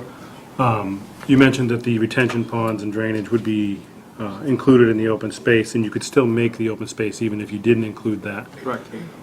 It's my understanding that the town would, and I would defer this to the town engineer, but I think he'd like to see the retention ponds remain in the association, and they pay for the maintenance and care of them as opposed to the town taking that on. So just, again, in the peer review, we'd find that out, but I just want to Sure. make mention of it, so. So the way we set that up, they could be done both ways. We have them in easements, and those easements could be retained by the homeowners association. Right. So we think we can accommodate it either way. Okay. Anna, are you done? Do you have more? Well, it was raised in the other evaluation on King Street around a second form of egress, and I don't know if that's the fire department who weighs in on that, specifically because we have greater than 20 units. If that is our bylaw, then where does that come into play for requiring a second egress from the community? I don't know that we address it in our SRD bylaw. Well, it's a subdivision rule and regulation. Any project that has over 20 lots has to have a second means of egress. Now, they're asking for a waiver from that, and that's something the board needs to talk about. Actually, it's really both properties now. It's been brought up, so. Do we want to talk about it now? Do we want to think about it, or? Which, the second means of egress? Yes, our zoning regulation says that if you have 20 or more lots, you have to have a second means of egress. It actually also has to be the number of bedrooms per. Just says 20 units. Doesn't say anything about bedrooms, says units. It's a subdivision, it's in our subdivision rules and regs. So, Well, then this is another one that's gonna fall under our senior development. no, it's not that. Did we overlook that in the earlier? No, we haven't yet. We haven't discussed it yet, that's the point. You of all people, you're the... Don't you start with you of all people. Maybe word it somewhere else, so I can't be that all Let me put about it to people. this way. All to everything, to everyone. There are waivers and there are waivers. This is not a simple street tree or bituminous as opposed to granite waiver. This is Oh, that's where you're going. This is a little more important because it's a design criteria and it limits how many lots you have by how you can get in and get out of it. One of the comments that was in our package, especially I think it was for the Board of Health, was that we are looking at senior residential housing and they do have a lot more incidents because they're older, and you need two ways to get in and out if ambulances are coming to that facility. It's in there some, that was... It was Council on Aging. Was that, that was the Council on Aging note? Oh, I know I read it somewhere. Anyway, we do need to weigh in on the design criteria of the fact that it's over 20. They were asking for a waiver from it. I'm sorry, it was Elder and Human Services, not CLA. My apologies. How many access do we have for dirt? 2. The first safe space, we have 2. The open space. 2 ways in, 2 ways out. That second one is already in there now? No, they just got approved. They're just building it. They just started. When it goes through the swamp? When it goes to the swamp. So, I think the board needs to discuss whether they want to waive that or not. All right, so that's the same as it's going to end up happening with the Weber property, correct? Correct. Absolutely. Well, yes and no. We're not proposing, if I may, sorry to interrupt. This one is a subdivision, so, and the reg you're pointing to is a subdivision regulation. So this is it's certainly appropriate for you to discuss that on this one. I'm not sure. I want to discuss the previous one. But the previous one's not a subdivision. Unfortunately, it's not, but it's still 20 House units. lots, house units, which are considered lots, so it is really a subdivision. But so- anyway, that's a different Anyway, application. I don't think you helped your cause by asking. Well, I just wanted to point out. Anyway, okay. But the other thing I wanted we did receive some comments from the fire chief. He may have, perhaps the board will, I think we owe him some information such as turning movements and things that he asked in his comments, and which we certainly will be providing him. And likely sitting down with him to discuss that, so perhaps we can, perhaps his input might be, the board might appreciate too, so. Well, it's really our, It is. It's our subdivision, it's our, and I'm just trying to find out from the board if they want to address it now. Do you want to wait till the next meeting and talk about it, or what's, it's an issue that's before us right now. How do you want to approach it? Do you want to think about it, Peter, or do you want to? Well, again, the good and bad about the whole thing is the idea behind this entire thing was to try and make something affordable for our elderly. And again, we've multiplied the number of houses per lot in order to hopefully reduce the cost per lot, per house, in order to make it affordable. Again, it's not our job to be able to finance everybody or control the finances of our elderly, though we hope they've done well over the years, sell what they have and move into something newer and more affordable and easier on them, so. Granted, there's give and take. I mean, I know that Roger builds a very nice house. He does a good job. He's always been good to the community. He's donated time, but that doesn't mean the fact that we have to, do something more for him than anybody else. I think our main objective is to do the right thing for the community, and it's the whole reason why we're on this board. I don't presently see a giant problem with. I mean, look at Lake Mattawanakee. Look how many houses are down there. There's only one way out. There's always been only one way out. So I don't see a big issue with the one driveway for 30 houses, to be honest with you. Personally, I don't. Okay. Done. That's right. Jamie? I mean, what is the alternative? Have two, they can't go out on Cricket Lane, so you'd have a horseshoe figure. I mean, and it would take away some of that yard in the front, I guess. Or they only go down to 20 units. And there's, yeah, okay. Okay, Is it 20 units or less than 20 units? less than 20 units. They have to go down to 19 units. What's the percentage of If they go to affordable 19 now here? If they go Yeah, to what- 19 units, they can go into the inclusionary zoning bylaw. Okay. Just pointing out some facts. I'm not asking for any of that. I'm just saying that this is what we're working towards. If it goes to a horseshoe, we're eliminating lots, and we're going to grant a waiver for distances from other intersections. Or, I think I would need more time to think about it. It's a Yeah. good question, so. Okay. I think we have some questions from the fire folks that they have. And so adding this one just as a reassurance about what their thoughts are on it would be important. Okay, so We'll commit to reaching out to them and addressing their comments, but also on that issue too. Right. So fire, Board of Health. does anyone have any other, Not at this time for me. do you have any other? Mark? Can I speak first? Go ahead. All right. I like the fact that it's one story. The video that was done specifically asked for one-story, single detached units.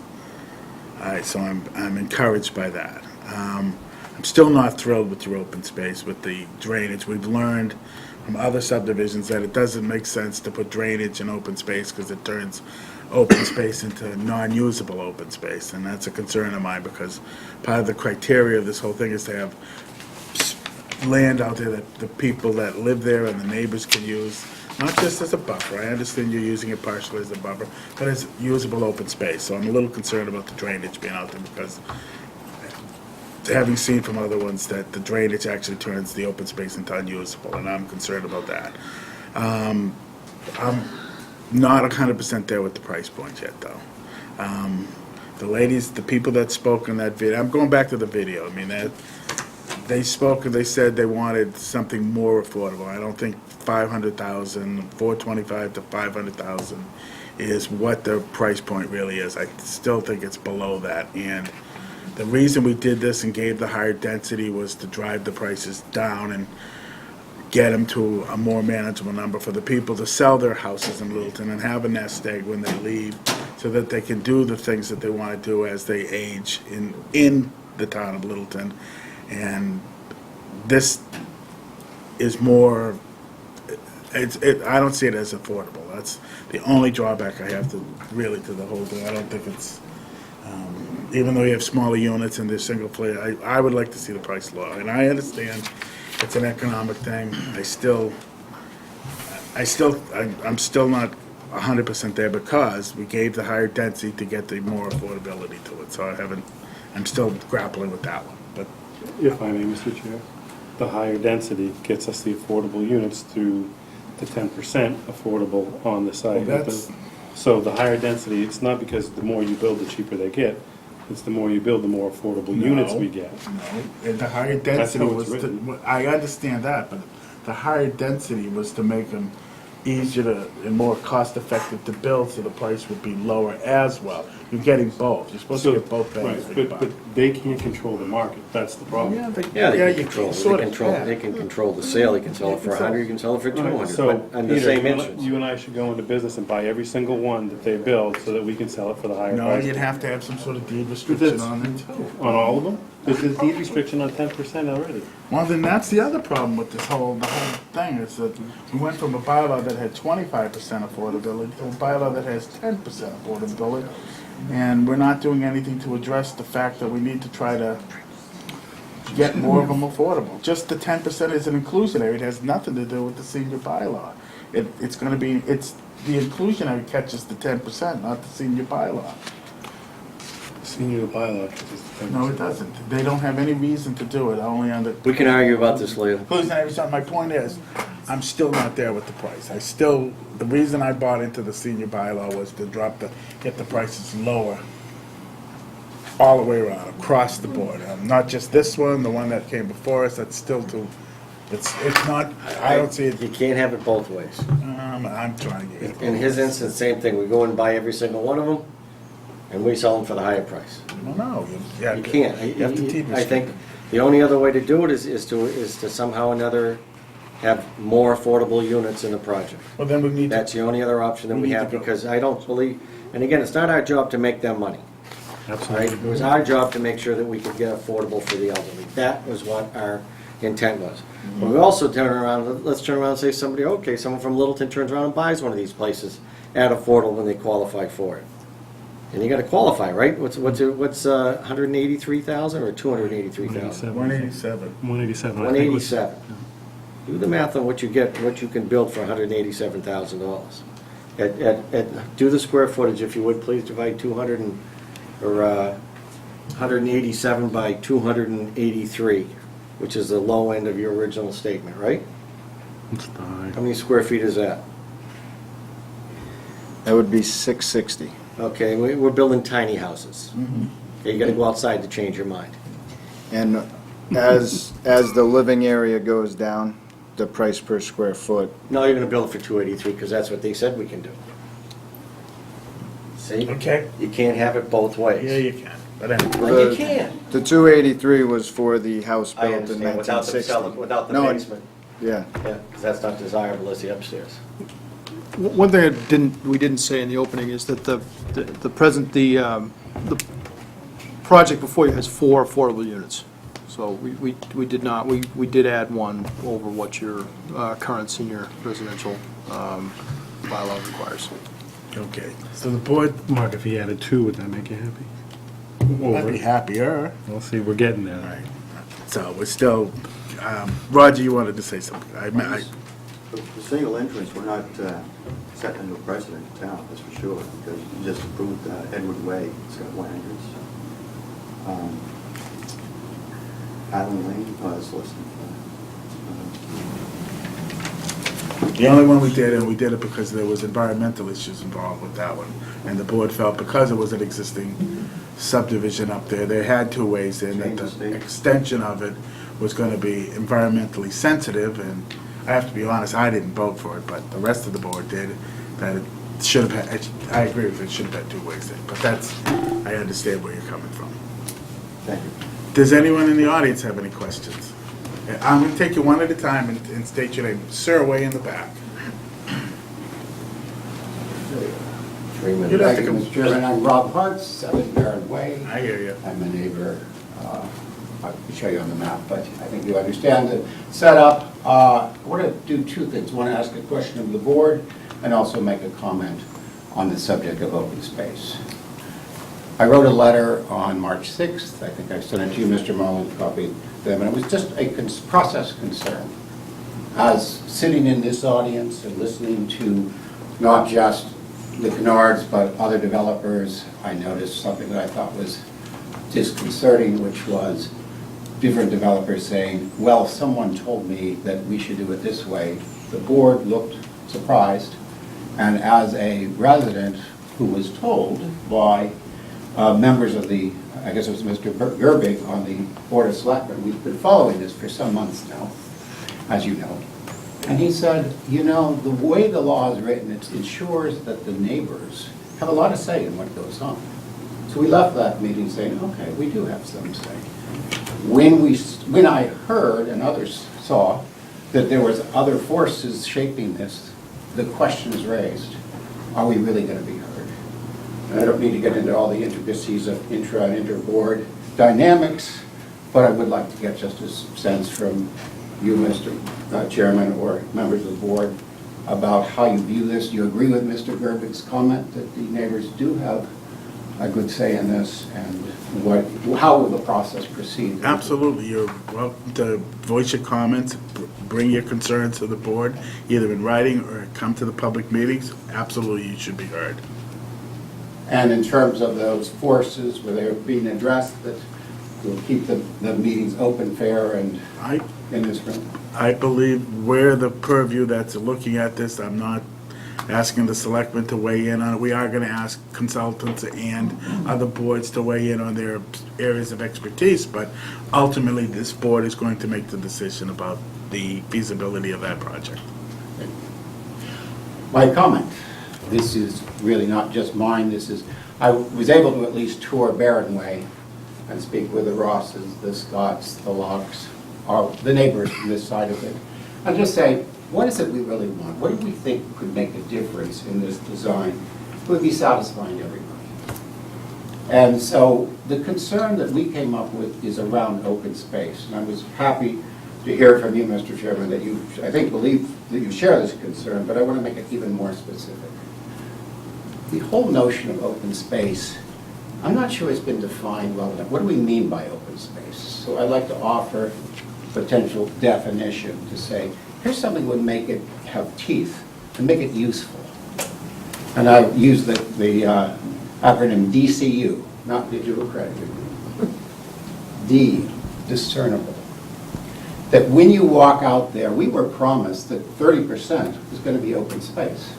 If you're near a neighbor and you're used to 11 acres, seeing that, you expect that you're going to see some segment of that preserved. This design does not do that. The C, DCU, the C is for contiguous, sorry. contiguous. It needs to be in one place. In theory, you say the white spaces on a checkerboard, if that were considered open space, would add up to 50%. But it's meaningless. It's a meaningless statistic.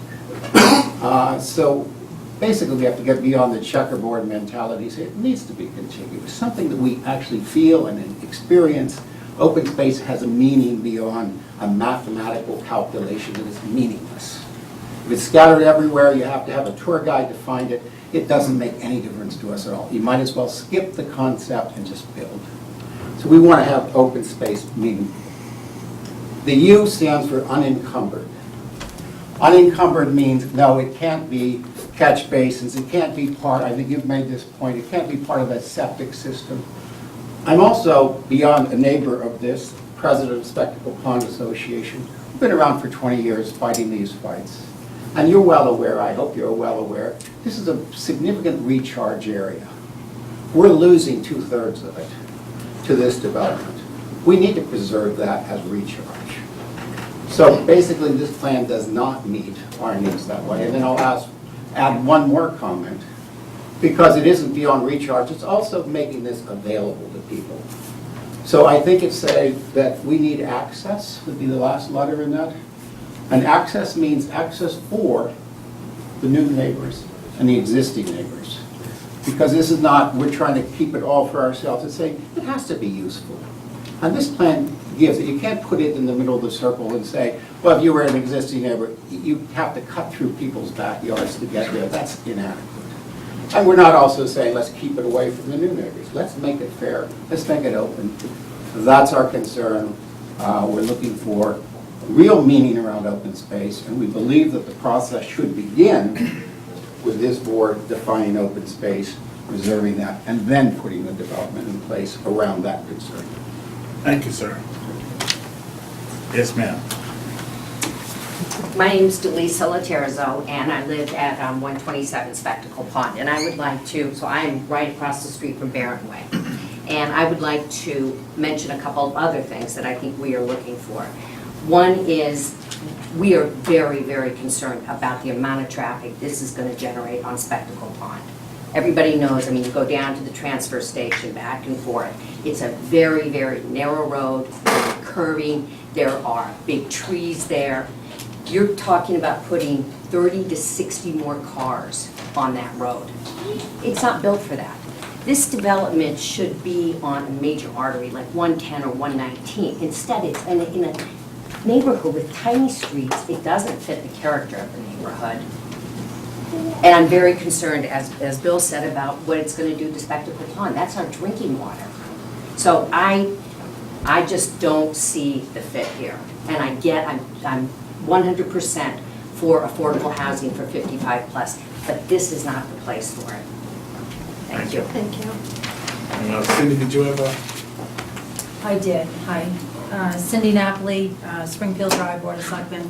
I think Peter and Mark hit on some points tonight that resonate with me personally is and some of the residents.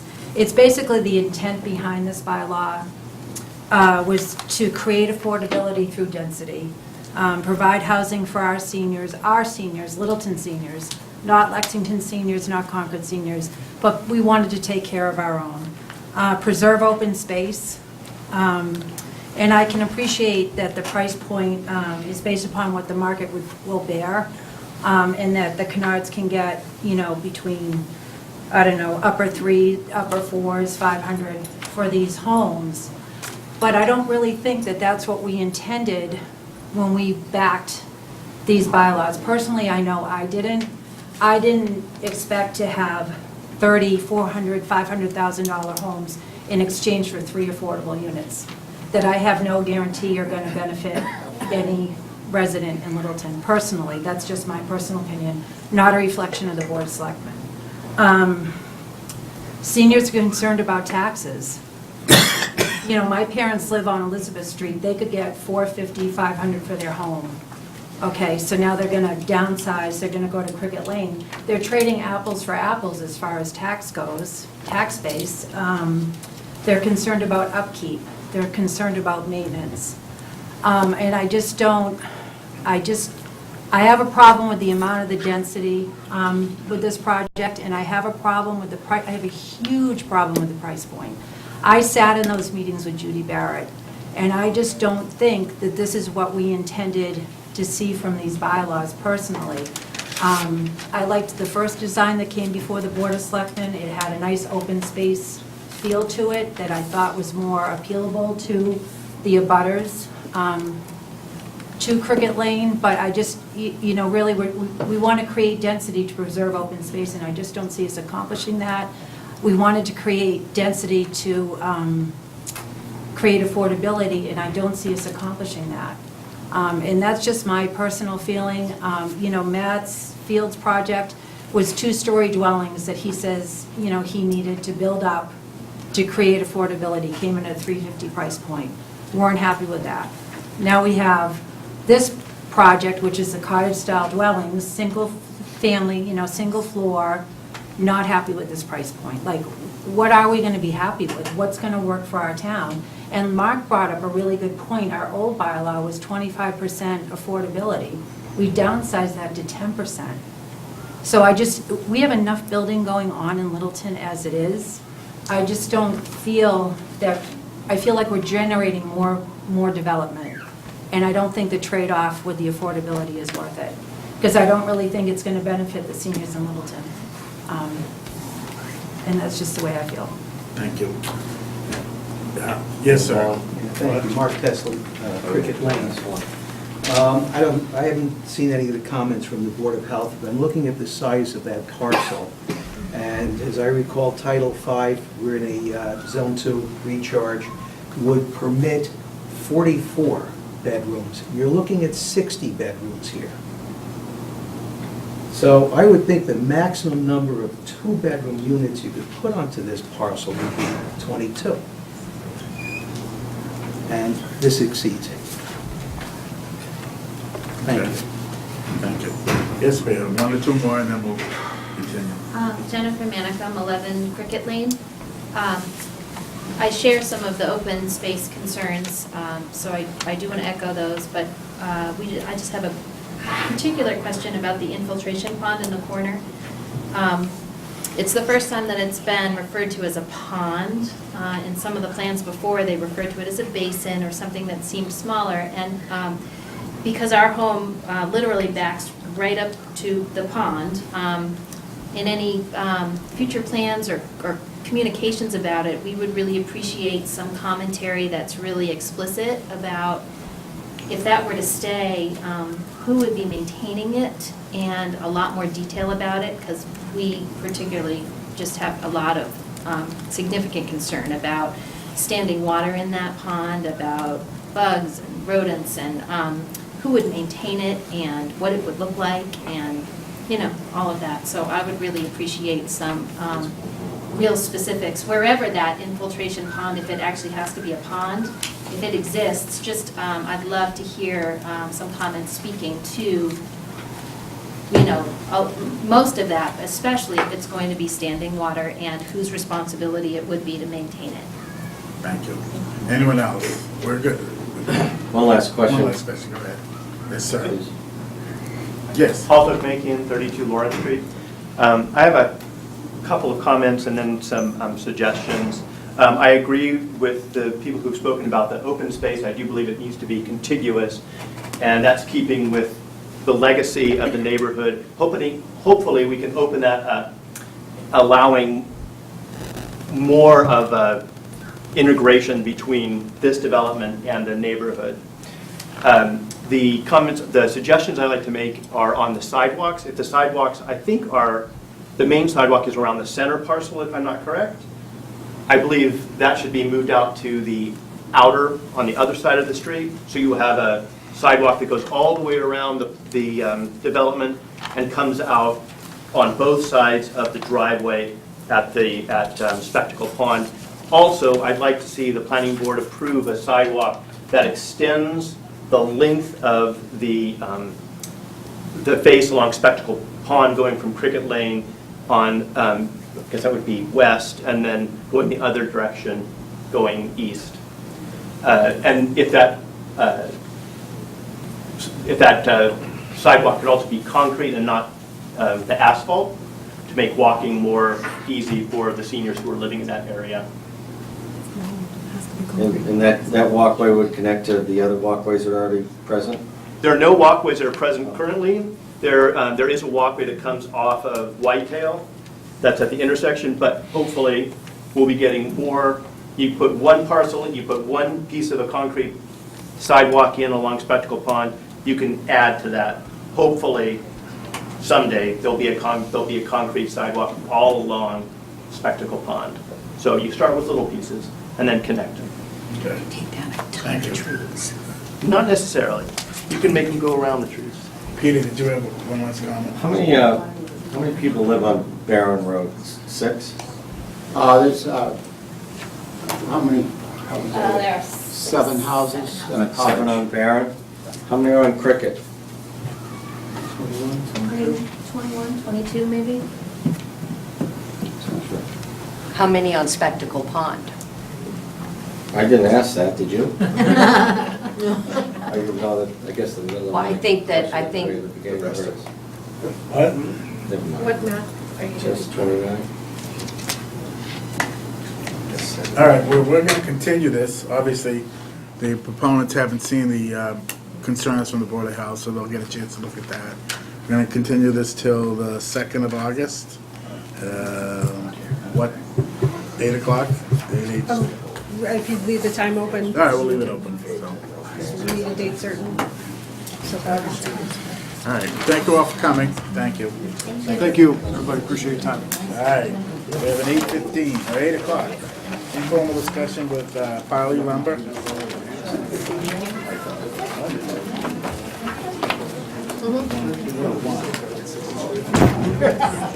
You know?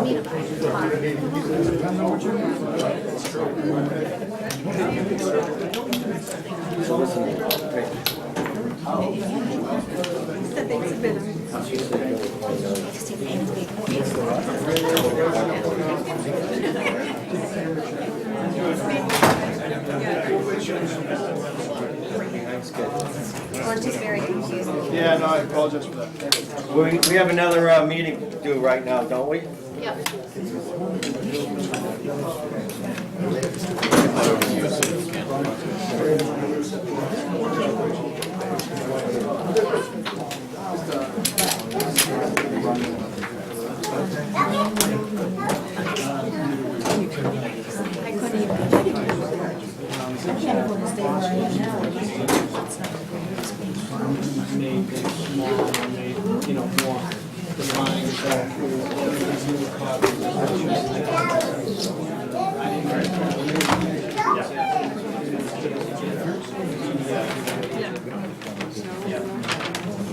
So again, it's just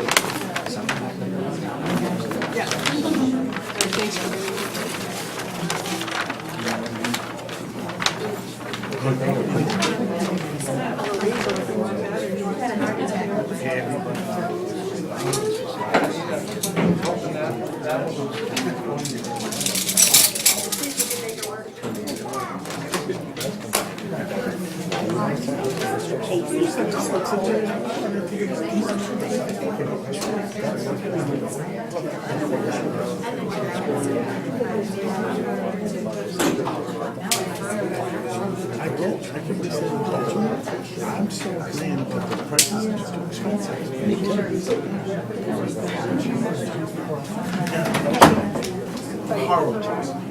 Anyway, okay. All right, we have an 8 o'clock informal discussion with redevelopment of Parley Lumber. Are the dogs still on your food? Yeah. How are you? Good, how are you? Ed, how you doing? How you doing, bud? Good. Nice to see you. Hey. You too. A little more quietly, more movement, let's get the show on. All right, let's go. All right. So, crack your gavel. All right, nope. Are we ready? Yeah. Okay, let's go. You guys want to talk? Could you go outside, please? Charles Driscoll, Brian Badger.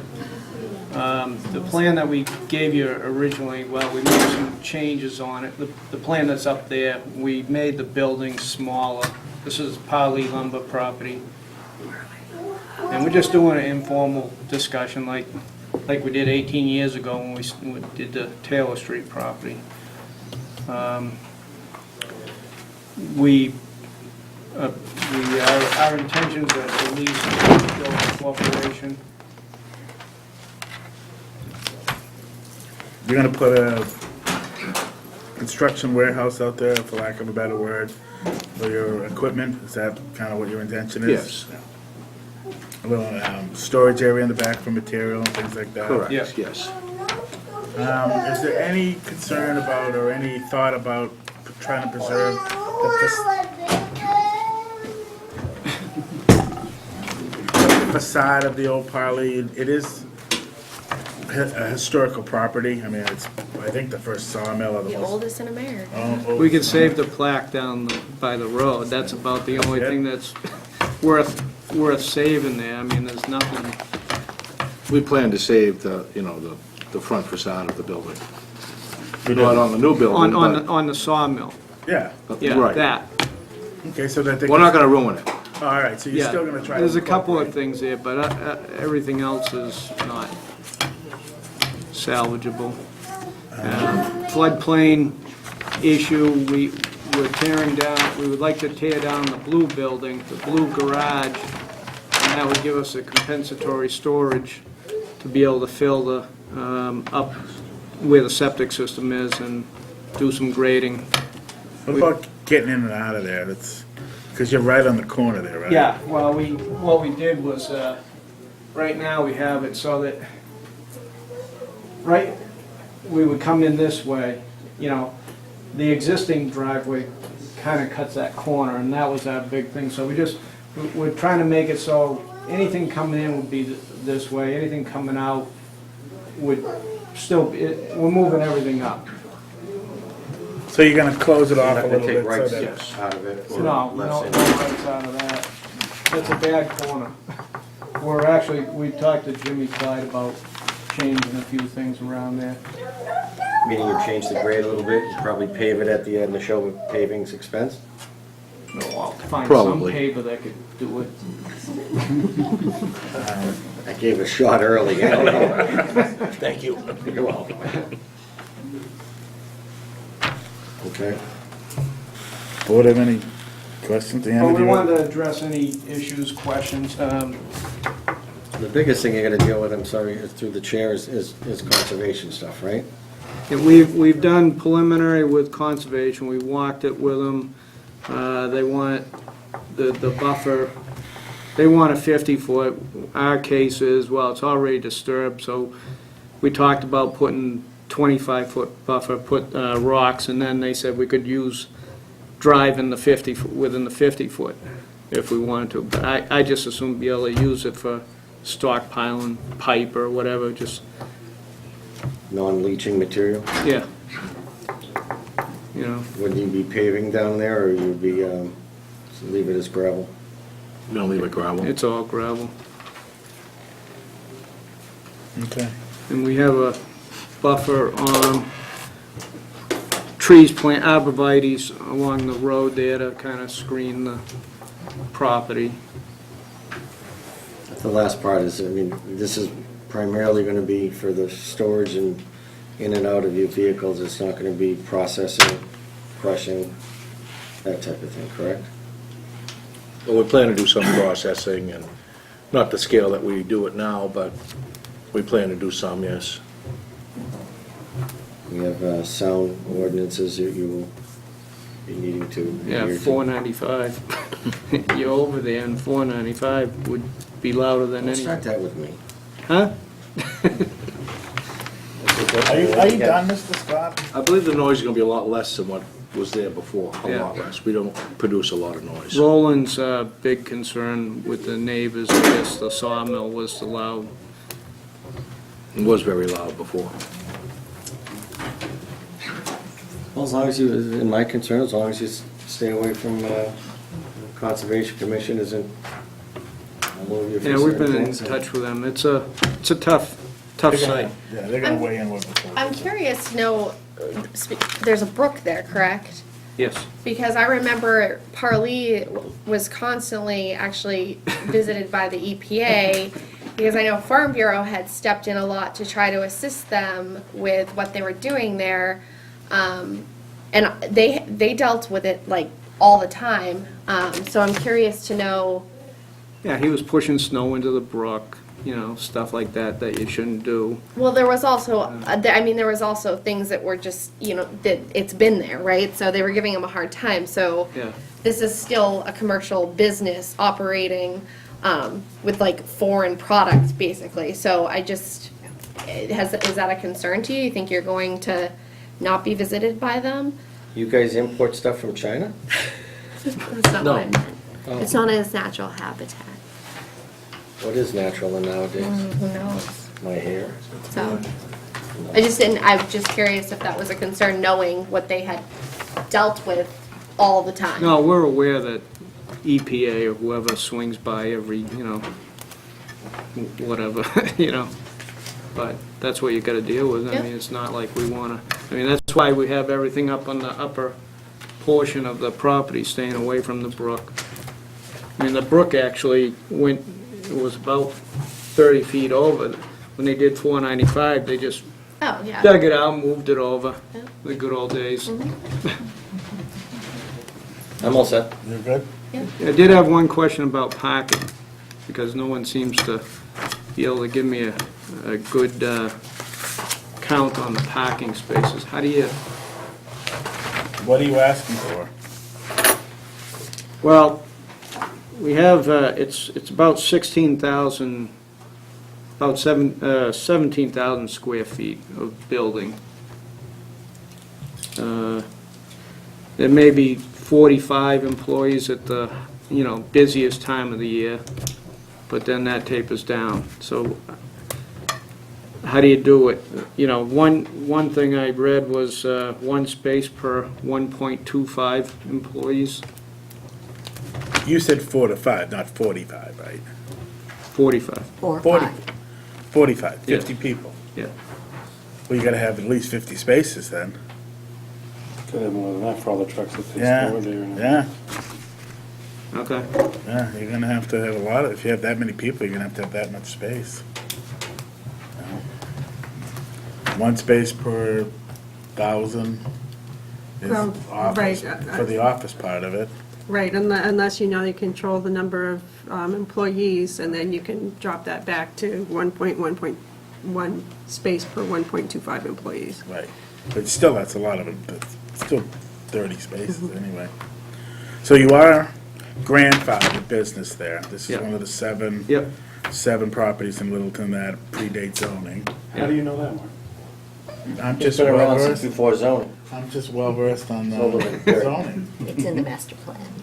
Master plan Yeah, he taught me. happens to own one of the pieces too. You're right. I didn't even think of that. Um, Anyway, so, and we've gotten a determination, Roland, that this is Yeah. fine, and Yeah. I know I saw it. Yep. I think your biggest concern is gonna be the parking, if you're gonna have that many people down there. Especially where you wanna store material on it too, you're gonna be limited as to where you can put stuff and people. Yeah, right now we have it, I think he has it drawn up as 36 parking spaces. But he's still not done yet, it's just, Okay. we're trying to fit everything in there. And then we're trying to stay away from porous paving also, because these guys don't like porous Or it's paving. paving, yeah, you wonder why. Do you have anything, Mr. Mullen? Do you wanna hunt on this or anything? No, I'm good. Okay, Anna? Well, I echo the questions or concerns about any environmental issues, but if you're expecting the EPA to come visit, that's good. I did notice, and I was wondering why you were moving that little shed over toward the brook, wondering if maybe you were planning on a wintertime ice fishing place, or? He's gonna move it away from the brook, I think. Yeah. well, Oh, you're moving it it's away to- from the To be brook. removed. Oh, because it looked like the arrow was It says to be pointing, moving. relocated. Yeah, when he drew it on there, it's not in the water, but it's near there. We just want to get it away from Got it, the brook. okay. All right, thank you. Okay. Anyone in the audience have any questions or concerns at this point? I wasn't here. What kind of facilities are going to be? Garage, warehouse, it's for the Neshoba Corporation. They're excavators, pavers, little this, little that kind of thing. Yeah. Store their trucks and Operations. operations, yeah. Construction yard, more or less. Okay. I guess it's up to you guys when you want to decide when to come back. If you want to come on our next meeting, we can put you in if you want to Well, do. if you've got a special permit application, we need the hearing notices. Yeah. But I don't know. Okay, I'll check with the engineer and see how far, Yeah. you know, we've been kind of a pain in the neck to them, so. We're not going anywhere. We'll be here every month. Yeah. All right, thank you. Okay, thank you. All right, thank you.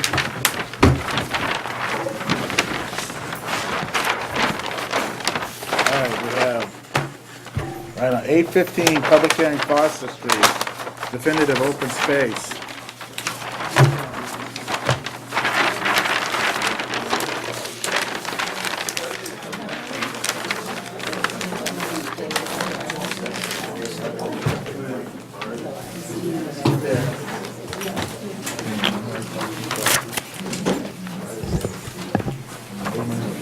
Public hearings, definitive subdivision and open space development, special permit, Highland Park at 93 Foster Street. The Town of Littleton Planning Board will hold consolidated public hearings on Thursday, July 12 at 8:15 p.m. in room 103 of Town Offices at 37 Shattuck Street to consider the applications for approval of a definitive subdivision plan, a special permit for an open space development, and scenic road review, all known as Highland Park at 93 Foster Street, located at 93 Foster Street, pursuant to the subdivision control law, MGL C.41, sections 81K-81GG, and MGL C.40A, section 9, and sections 173-93 through 173-118, open space development of the Littleton zoning bylaw, and Chapter 143, scenic roads of the town code.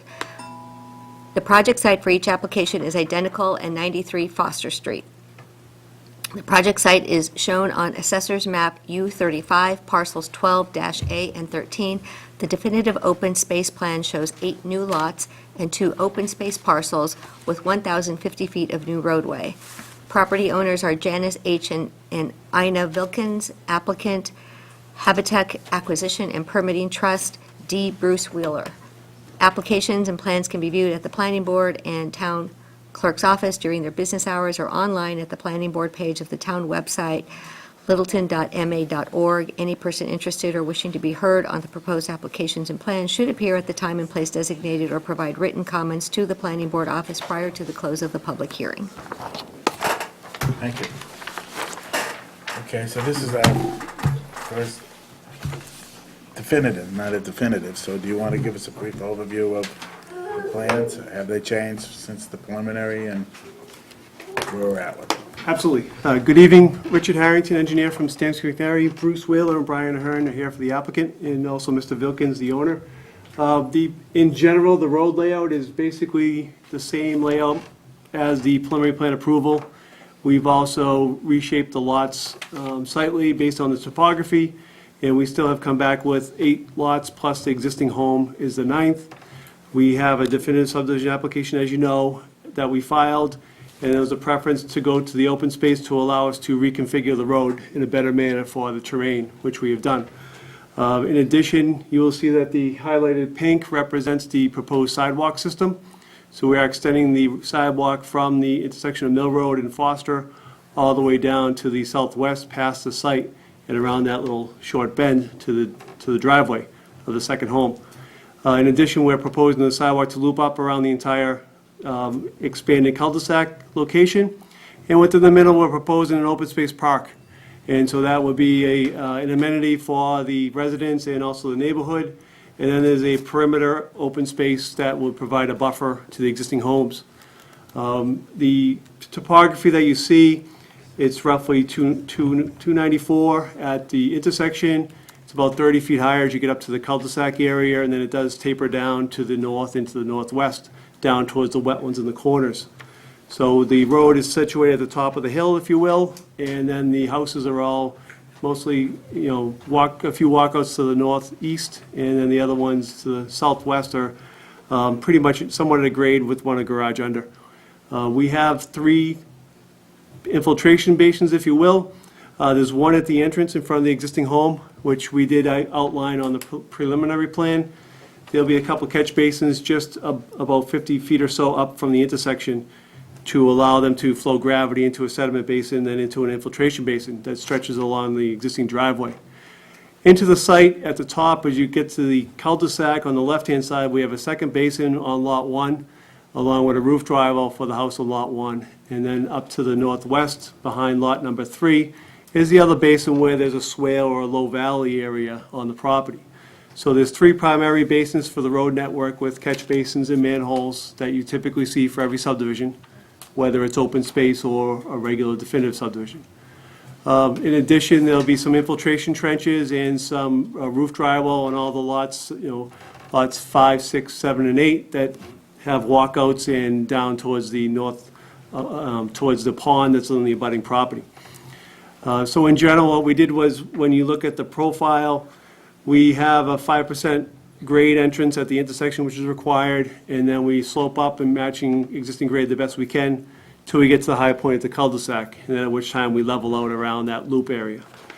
So we do appreciate having this different location and layout for the cul-de-sac, which does allow us to work with the land and match the grades very well with the proposed road layout that's proposed to be a future town road.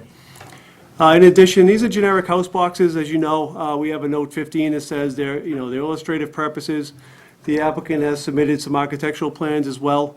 So we're mostly asking for relief with waivers for this type of road network. And then the open space lots are smaller. The lots will be at least 20,000 square feet, up to 40,000 for the existing home. And that allows you to site each house with its own driveway, 2-car garage, so you'd have the required parking for each house on its own lot. And then the open space, whether it's to be public or private, the applicant is fine with that remaining within a homeowners association, so that they would be in charge of the open space for this neighborhood. So in overview, we have the plan set's no different for any subdivision you've seen before. We do have 40-foot layout, I think 22 feet of pavement, and we do have a cut to the left of the home as we enter the site, so we do have some slopes that are a little bit 2-to-1 or 1-to-1 as we make our way on the left-hand side of the road coming up, and also as we extend the sidewalk system in front of the home to the southwest on Foster Street. So we're able to basically have vertical granite curbing along Foster Street where it is today, have the sidewalk up tight. We did walk it with your town engineer, and he said that he wants the sidewalk right along the road, which means we have to remove the wall that's along the front of the existing home. Those rocks could be repurposed along the sidewalk to work with the slopes and also within the immediate entrance area for landscape purposes. So then he was requesting vertical granite curbing within the subdivision, and then whether that's still a preference or Cape Cod berm, we could discuss that as well as you get into the site.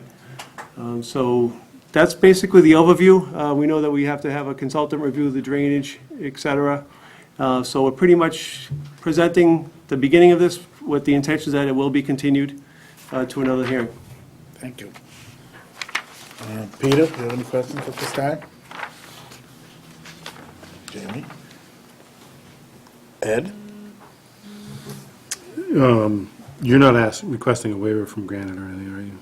Do you want to talk about that? Granite or regular berm? We will be requesting that. Okay, So So I wanted to bring it to your attention that the town engineers advised the board that the preference for the town from here on out should be concrete and granite. So the waivers are going to get harder on that, just to let you know. There'd have to be a big give to get it.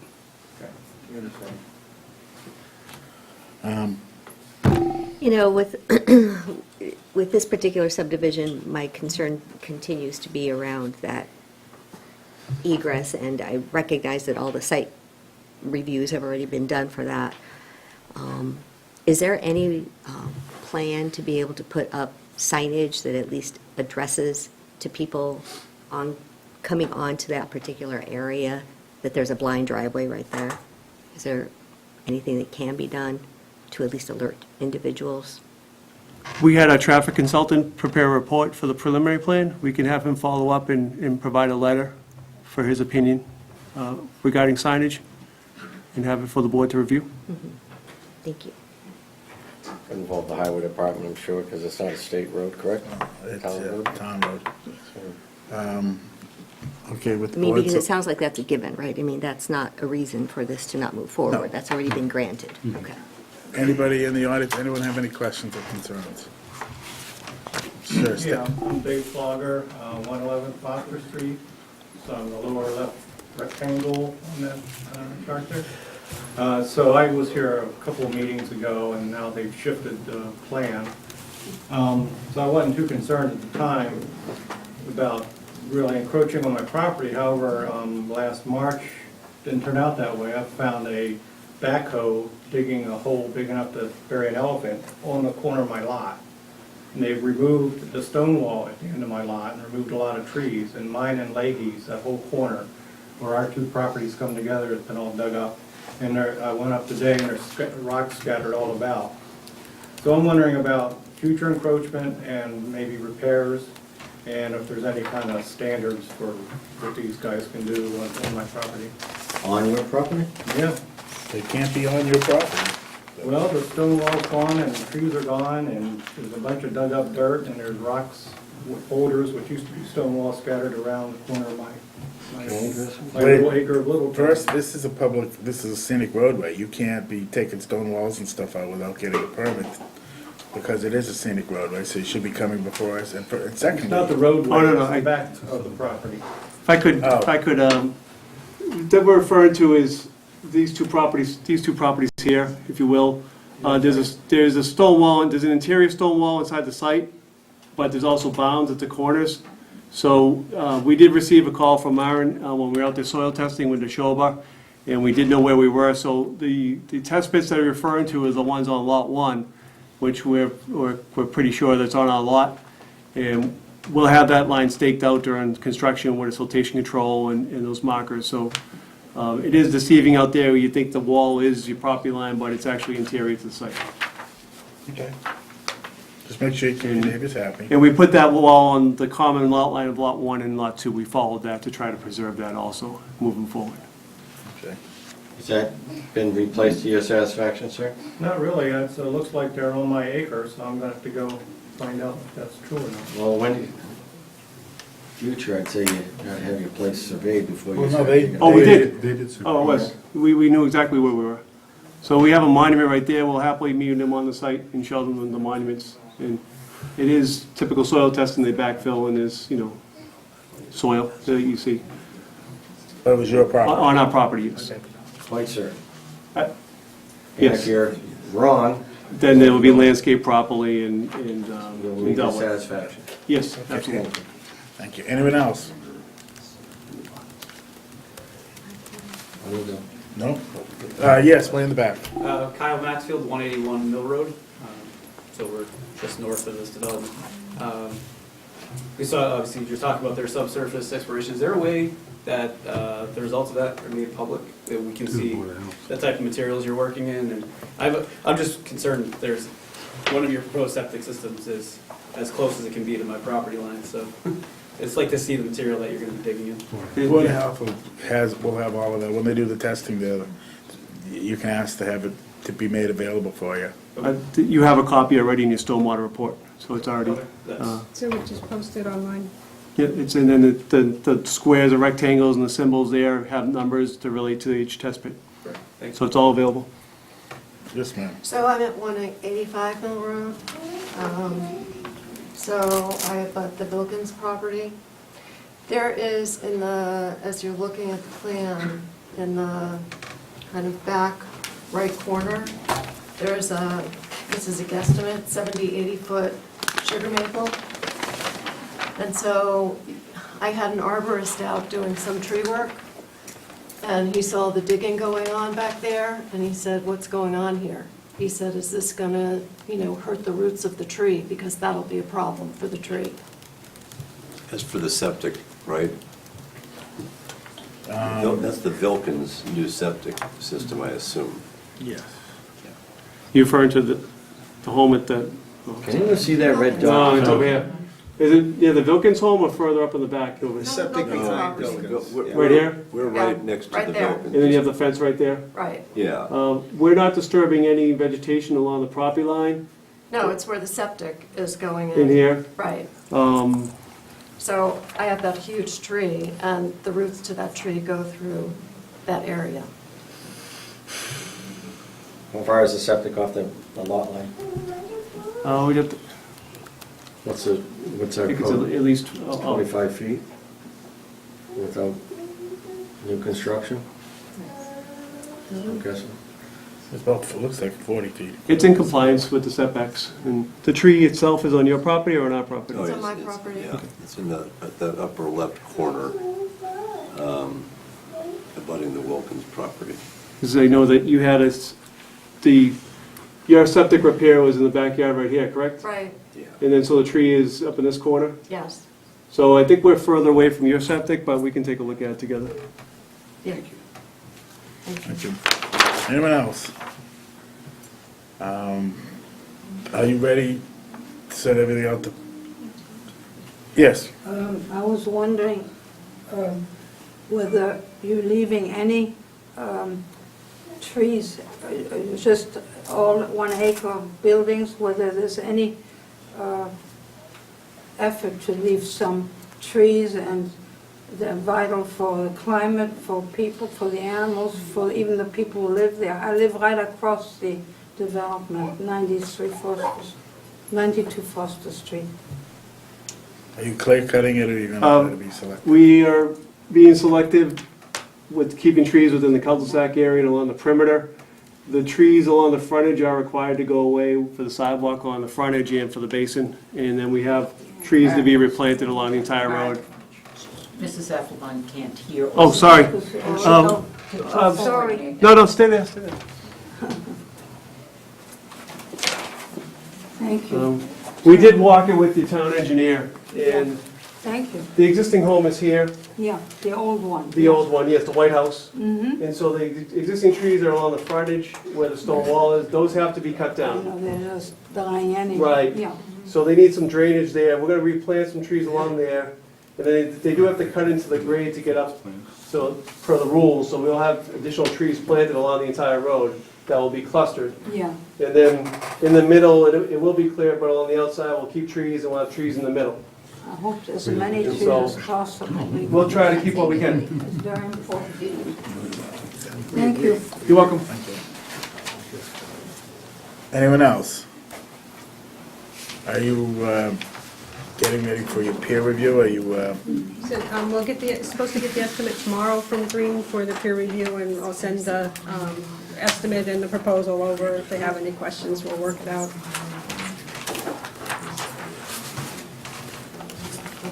board have any other questions? We had discussions about the walkway going all the way down across there over the middle road, correct? That's already in there? Yep. And this is a continuation in purple going the other way, correct? Thank you.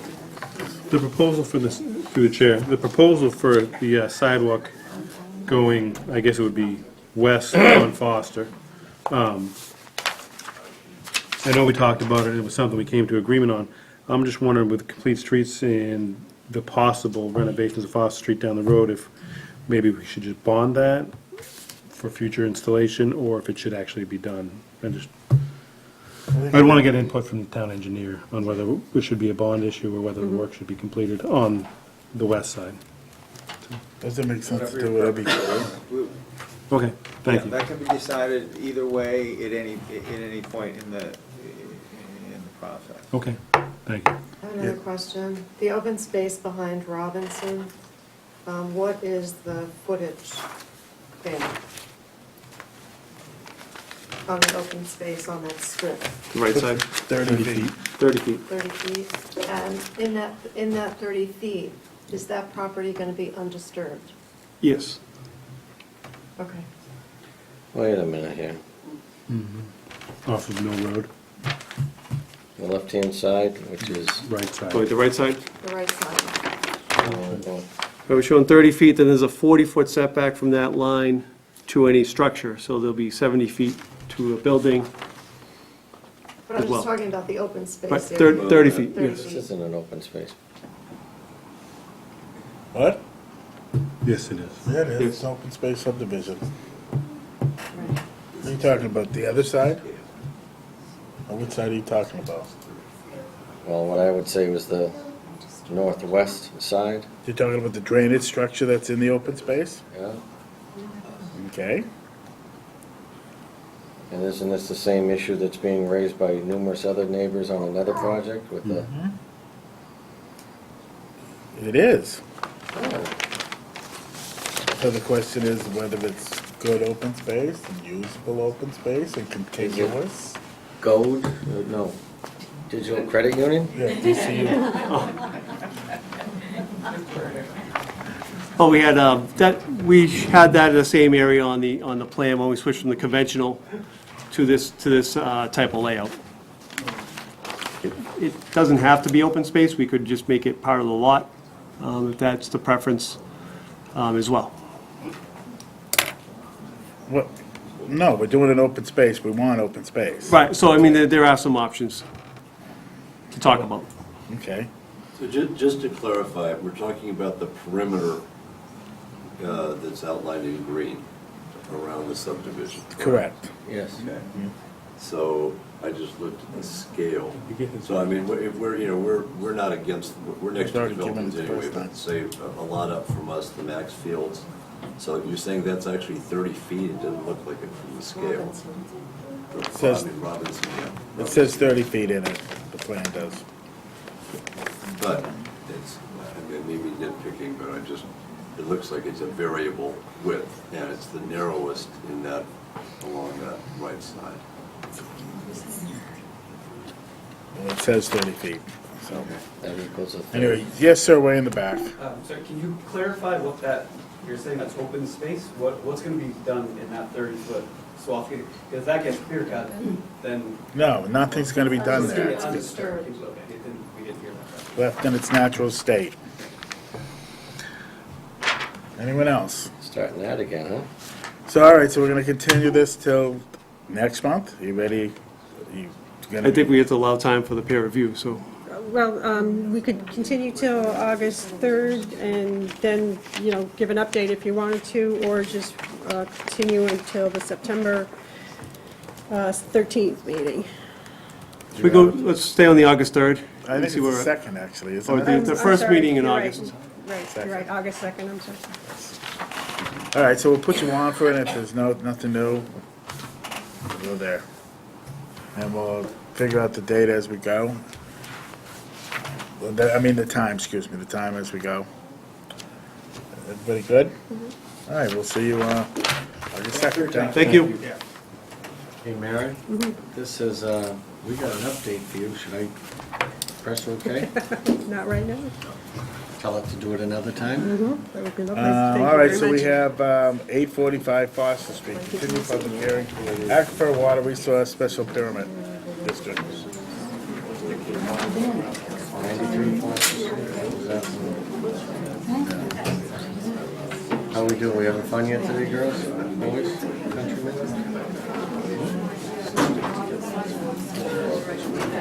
Am I reading something again? Somebody here This for is a this? continued. Okay, good.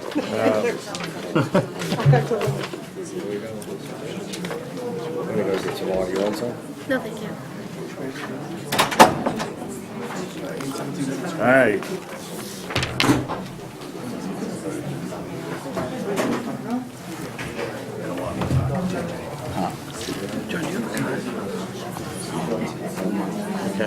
Okay, so can we get started? Mr. Scott, can you come back, please? He's grabbing water. Oh, he's grabbing you a water? He's grabbing himself a water. You can get my water. How did I lose that stupid thing again? This is not user-friendly. No. Come on, you need to give us lessons on this stuff. This is not very user-friendly. Do you have the thing? I'll do mine so you can see it better. Perfect. I prefer that, I much prefer that. Over to the time schedule. Yeah, over this side, I think.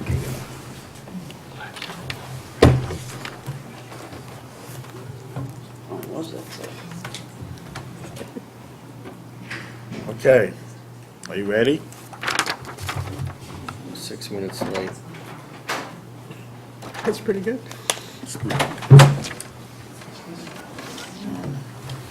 Always the optimist. Way to grow behind every tree. Have at it. Yeah, go. Oh, Yeah, well, we're good waiting on evening, you. ladies and gentlemen. Douglas DeShane, representing the applicant. With me this evening, Jonathan Markey from our engineering firm. I see tonight's meeting as more of an update and a status report to the board. We are busy on a number of fronts. First of all, our engineers have been working with your peer review engineers on back and forth process of reviewing the engineering and drainage on the project. We had certainly hoped that we would have been at the end of that process by, for this meeting, but we are not. So that will continue on, but we fully expect that work will be completed in advance of your next meeting, so we should be able to provide a final report on engineering at that time. I understand some of the board, if not all of the board, conducted a site visit at the site, so we're able to get a first-hand look at the site and our project and location of our proposed development. It's always worth the time. At the last meeting, there was a discussion of a landscaping plan. I think, Anna, you asked if we would provide a landscaping plan, and we have, in fact, hired a company to produce a professional landscaping plan for you. They are working on that, and we have asked them to include building elevations in the plan as well. So you'll not only get a sort of a two-dimensional view of the proposed landscaping, but we'll be able to provide you a rendering that will show you what the building will look like with the landscaping and everything. They have assured us that will be completed soon, so that will be available well in advance of the next meeting. But we are fulfilling that requirement, and I think by adding the building rendering onto it, it'll even provide more information to the board. My client, Mr. Shaw, who is with us this evening as well, met with the police chief to discuss the project and the traffic and the safety issues surrounding the project. The chief had no specific issues with the project, but he certainly did share his concerns regarding the existing traffic situation on Foster Street. It's obviously a situation that they are well aware of. In fact, I understand that there has been increased patrols and monitoring of Foster Street since we started our discussion, and maybe the residents can say something about that, but my understanding is there has been an increase in traffic control out there. One thing the chief did suggest to us with respect to his traffic concerns and the fact that we'd be developing the area, he has suggested that we provide to the town 2 electronic traffic calming signs. You know, those electronic signs, maybe the ones that say you're going this, I'm not sure, but... You call them calming? Calming, traffic calming. They're intended to slow, calm. Show pictures of flowers instead? If it would work, Peter, we would do it. But speed bumps are also considered a traffic calming. No, I don't think that's... Not that we're suggesting them, but the use Whack of... your head a lot, that's not calming when you go through those at 80. Well, the point is, people are traveling too fast. There it is. We're trying to find a way to help reduce that, and the chief has suggested that those signs would be effective in that area. So we are currently researching the cost and what it takes to install them, but we are working towards providing those signs, and I'll discuss that in just a second. In fact, I'll discuss it now. One of the things that we talked about at the last meeting, and certainly something we talk about at every project, is impacts of the project to the town and expected mitigation by the developer or the builder to help mitigate those specific conditions or situations that the project is creating. And while our project is not responsible for the current situation in the traffic, we don't want to make it any worse, so we are looking to, again, provide mitigation. It was suggested that we consider a revenue sharing or a host agreement type agreement with regard to the parking lot. And while, at least in my experience, host agreements are standard in the cannabis industry that is growing in our state, it is not necessarily something we see in conventional commercial developments. It is very difficult for us to figure out how and to what extent we could enter into such an agreement and still allow this project to be feasible. So I'd have to be forward in saying that that is not at the forefront of our proposed mitigation. However, we do recognize the project has impacts, and we also recognize we need to help mitigate those. Again, we are committed to this point to figuring out how, when, and how much those signs are cost, and we are looking to provide those. Secondly, the MBTA is now charging $120 per month for their parking lots. It was suggested that perhaps we could consider providing a discount to Littleton residents, and my clients have determined that they could provide a Littleton residential rate on 20% of the spaces at $80. So that's a significant savings to Littleton residents. It would be reserved for Littleton residents, 20% of all spots, and they would only pay $80 a month, whereas the MBTA is now charging $120, so 33% reduction. So that would be a second component of our mitigation. Thirdly, we are looking at proposing a contribution of funds, a straight contribution of funds, that we would, obviously, it would be up to the town or up to the police or this board how those funds would be used, but we think they would be best used for further studies in determining how sidewalks can be extended even further along Foster Street. As we all know, the state is poised to provide sidewalks from Taylor to Balsam, and I understand that will be in the 2019 timeframe. Those sidewalks are scheduled to be installed. That doesn't do anything from Balsam for the rest of Taylor Street. In order to put sidewalks in that street, as you know, it's going to take a significant engineering study and whatever they do to determine how you do it, and it's usually very costly. So we would be hoping that our contributions could possibly be earmarked towards those studies. We are crunching the numbers, and certainly sooner than later in this process, we will be back presenting a figure of what we think we can do. So 3 parts to our proposed mitigation, although I have to work on some details. One would be the electronic signs the police department wants. Secondly, a reservation of 20% of the spaces for a reduced price for Littleton residents. And then third, a contribution of funds that we would hope would be used to help fund sidewalk study for the remainder of Forest Street.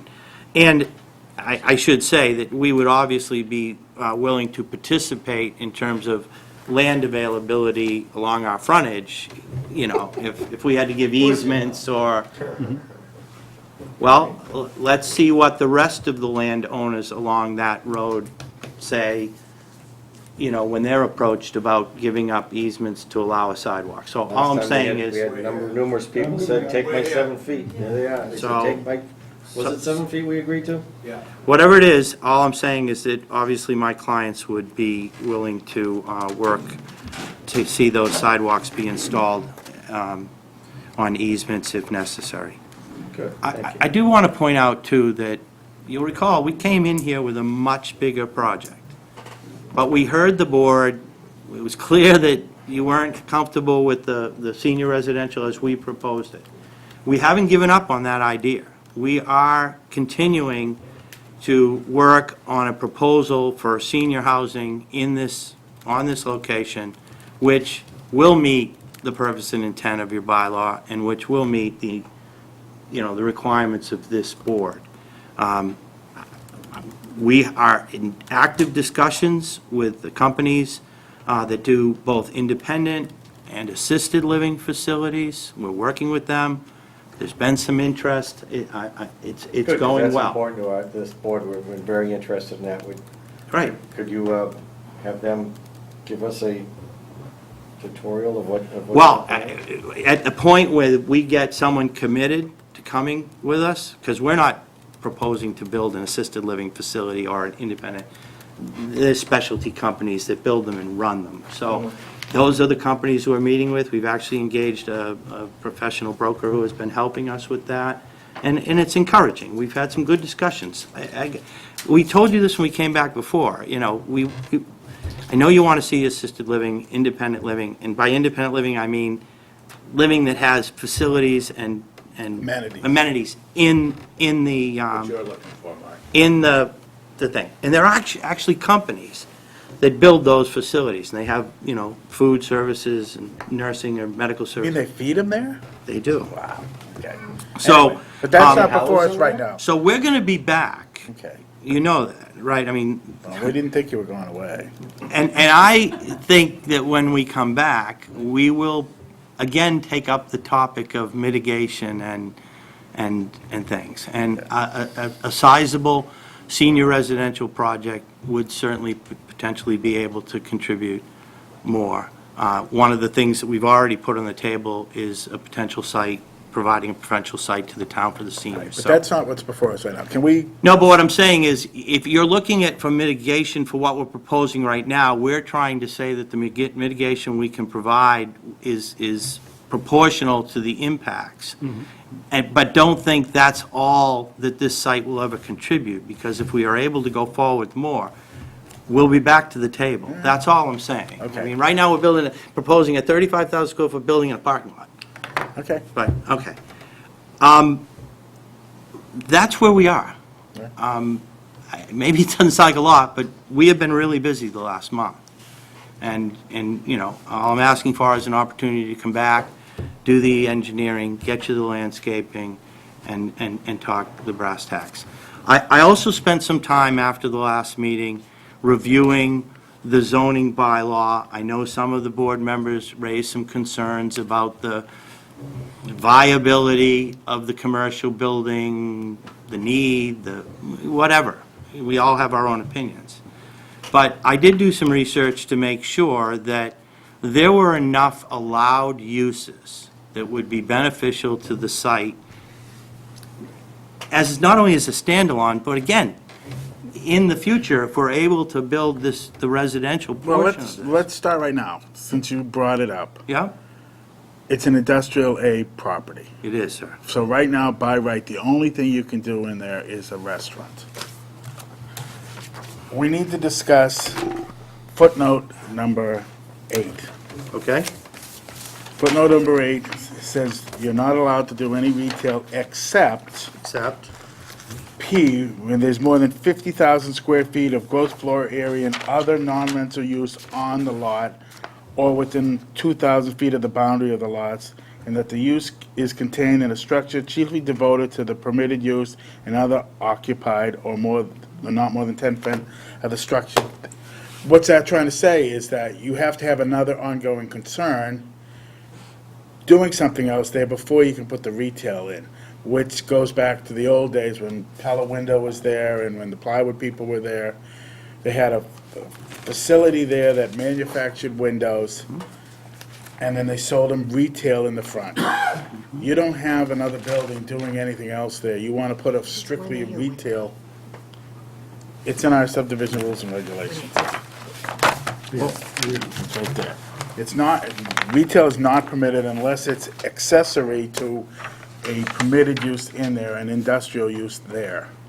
You So if I may, I just want to interject the question. So if he, let's say a brewing company moved in there, was making beer, they could have a restaurant that was also selling. No, they could have a retail establishment right up front selling beer. They could Really? sell six-packs there. But could Let's they, get them in here. but on top of that, could they also have a restaurant? They can have a restaurant by right anyway. Right. They're allowed to put the restaurant in there, but the retail establishment is not allowed. That's my point. They can put a coffee shop, they can put a restaurant, they can put those things in there, but that's all they can put Why in a there. coffee shop and not a beer store? Yeah, I like the beer. Well, because it's a Because restaurant. Well, they're not producing, they're not making ho-hos in the backyard and selling It's, them out front. restaurant is an allowed use in industrial A. Okay, there If you you go. look in here. So what I'm saying is, it was designed, and that's why the Stoneworks is across the way. They have the wholesale part in the back, and they sell the stones. Not that that's a great example, but Pella Window was a I great get it. example. They made it there, and they sold them in the front. So I got it. that's how it's allowed there.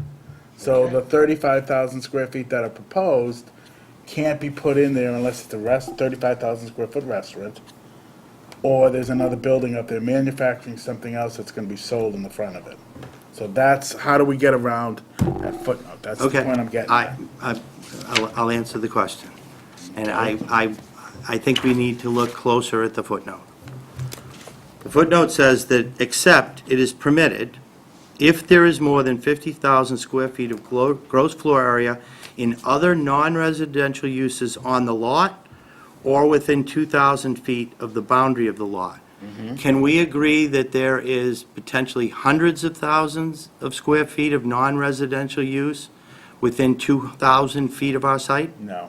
You're not gonna say that because there's office space up there, that it's gonna benefit yours. Mark, hold on. The bylaw says it's permitted if there is 50,000 square feet of non-residential use within 2,000 feet of the lot. That's just the first part. Okay. I'm just saying we satisfy that.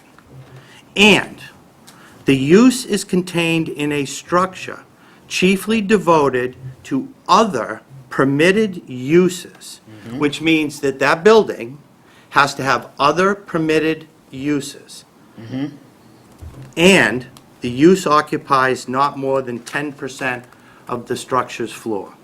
There is nothing in here that says that the retail, the 10% retail, has to be associated with, part of, or in any way related to the other permitted uses in the building. It just doesn't. It doesn't. I think it's very clear.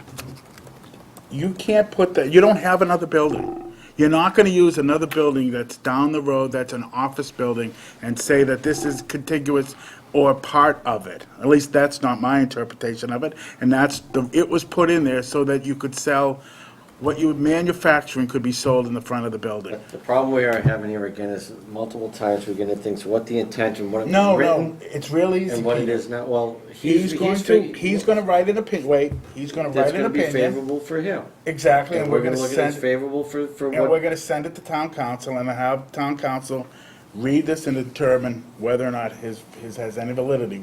Before we go any further, that's what we have to do. alright, so that's one of the options And involved. and I'm fine with that, Mark. That's what we have to do. That's fair. That's I what we will write absolutely have that. to do. But if the intent of this bylaw, and you perhaps have better insight into the intent that I do, I don't, this was done before. but I've been if here the 100 years, intent but- was to say that the retail use, the 10%, had to be related to or part of another use in the building, like you mentioned, building windows, Right. selling them in the front, it would say that. It doesn't. What it It's- says is that you have to have 50,000 square feet of non-residential use within 2,000 feet of the site. I think that is because they're saying we would allow retail sales, a limited amount of retail sales, if we're in an industrial area that has a significant amount of other non-residential Even if we go that route, you don't have anything 2,000 feet, because the building right next to you already has retail in there. It satisfies the 2,000 feet. You have to keep going up the hill, and it doesn't. So my point is, it was designed so that you could have a commercial component, an industrial component, and be able to sell retail what you manufactured there. That's the intent of the bylaw. So like I said, you need to. I appreciate the opportunity to need draft to- a memo, and we'll send it We to will send town it to town council. council. All right. So Great. that's, I'm still saying the restaurant and everything else, those are allowed So uses. there's liquor. What do you mean liquor? Where do you get liquor from? You mean if there was a distillery there, if they could sell liquor out front?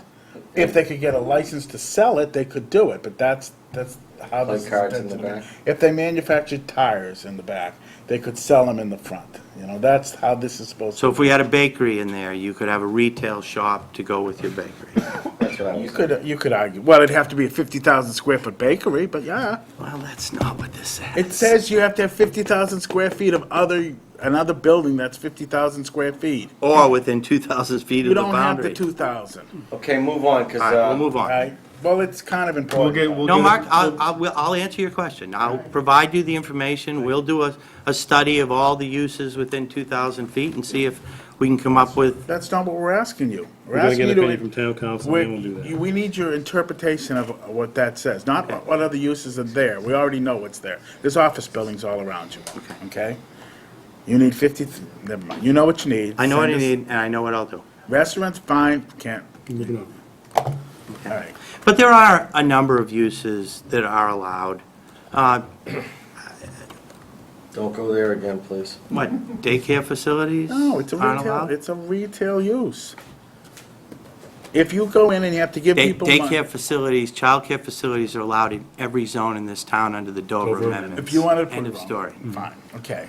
Absolutely. You could put a church there too if you want. Yep. I was pulling out the Dover Amendment. We could put an office there, Mark. We could have offices there, You can have offices there, and we can have a restaurant. Yeah. All I'm saying is, my clients are working on obtaining tenants to fill this building. They're confident they can do so, and those uses will meet your bylaw. We'll get to Okay. the bottom of the All right. line on the retail part, Mark. Okay. But there are a number of other uses that this site is Permissive. permissive, and we think could be successful there. We do.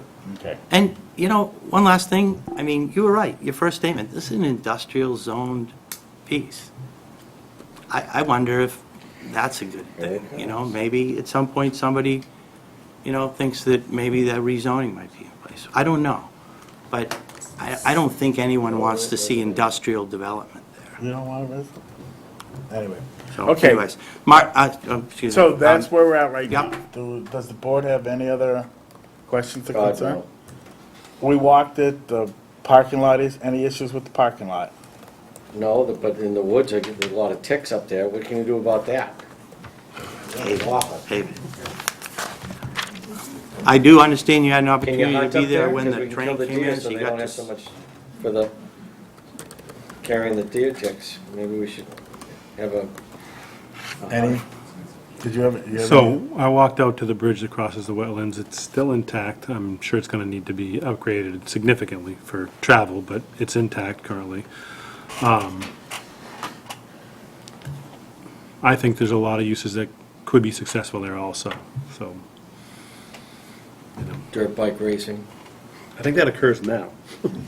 Anna, do you have any questions? No, I think my questions have been covered, but I think ultimately the hesitation is probably in just that we don't understand what the intended use is going to be, so it's so amorphous right now, and so the greater clarity that you can provide, I think we'll all start to feel better about that.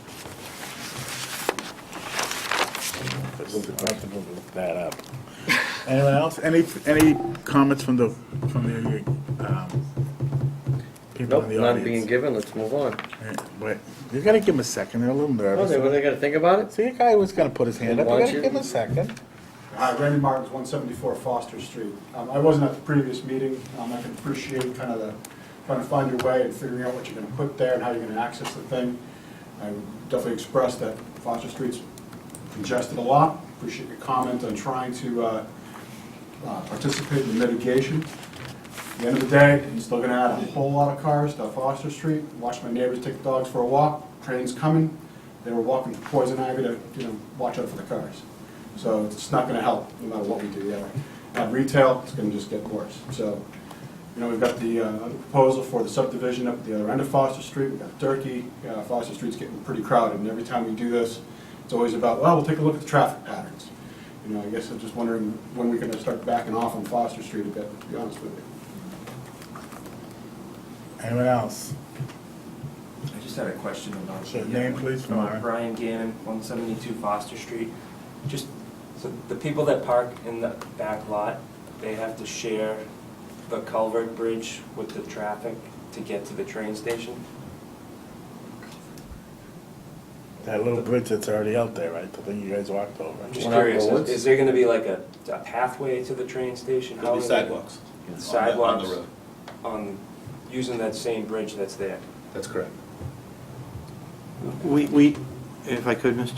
Chairman, as we talked about at the last meeting too, we are in discussions concerning a potential bridge, a pedestrian walkway over, so that people wouldn't have to go down to the street and over. Half a mile and walk for the train. Well, that's why we're... It's already pretty far the way the train station is set up.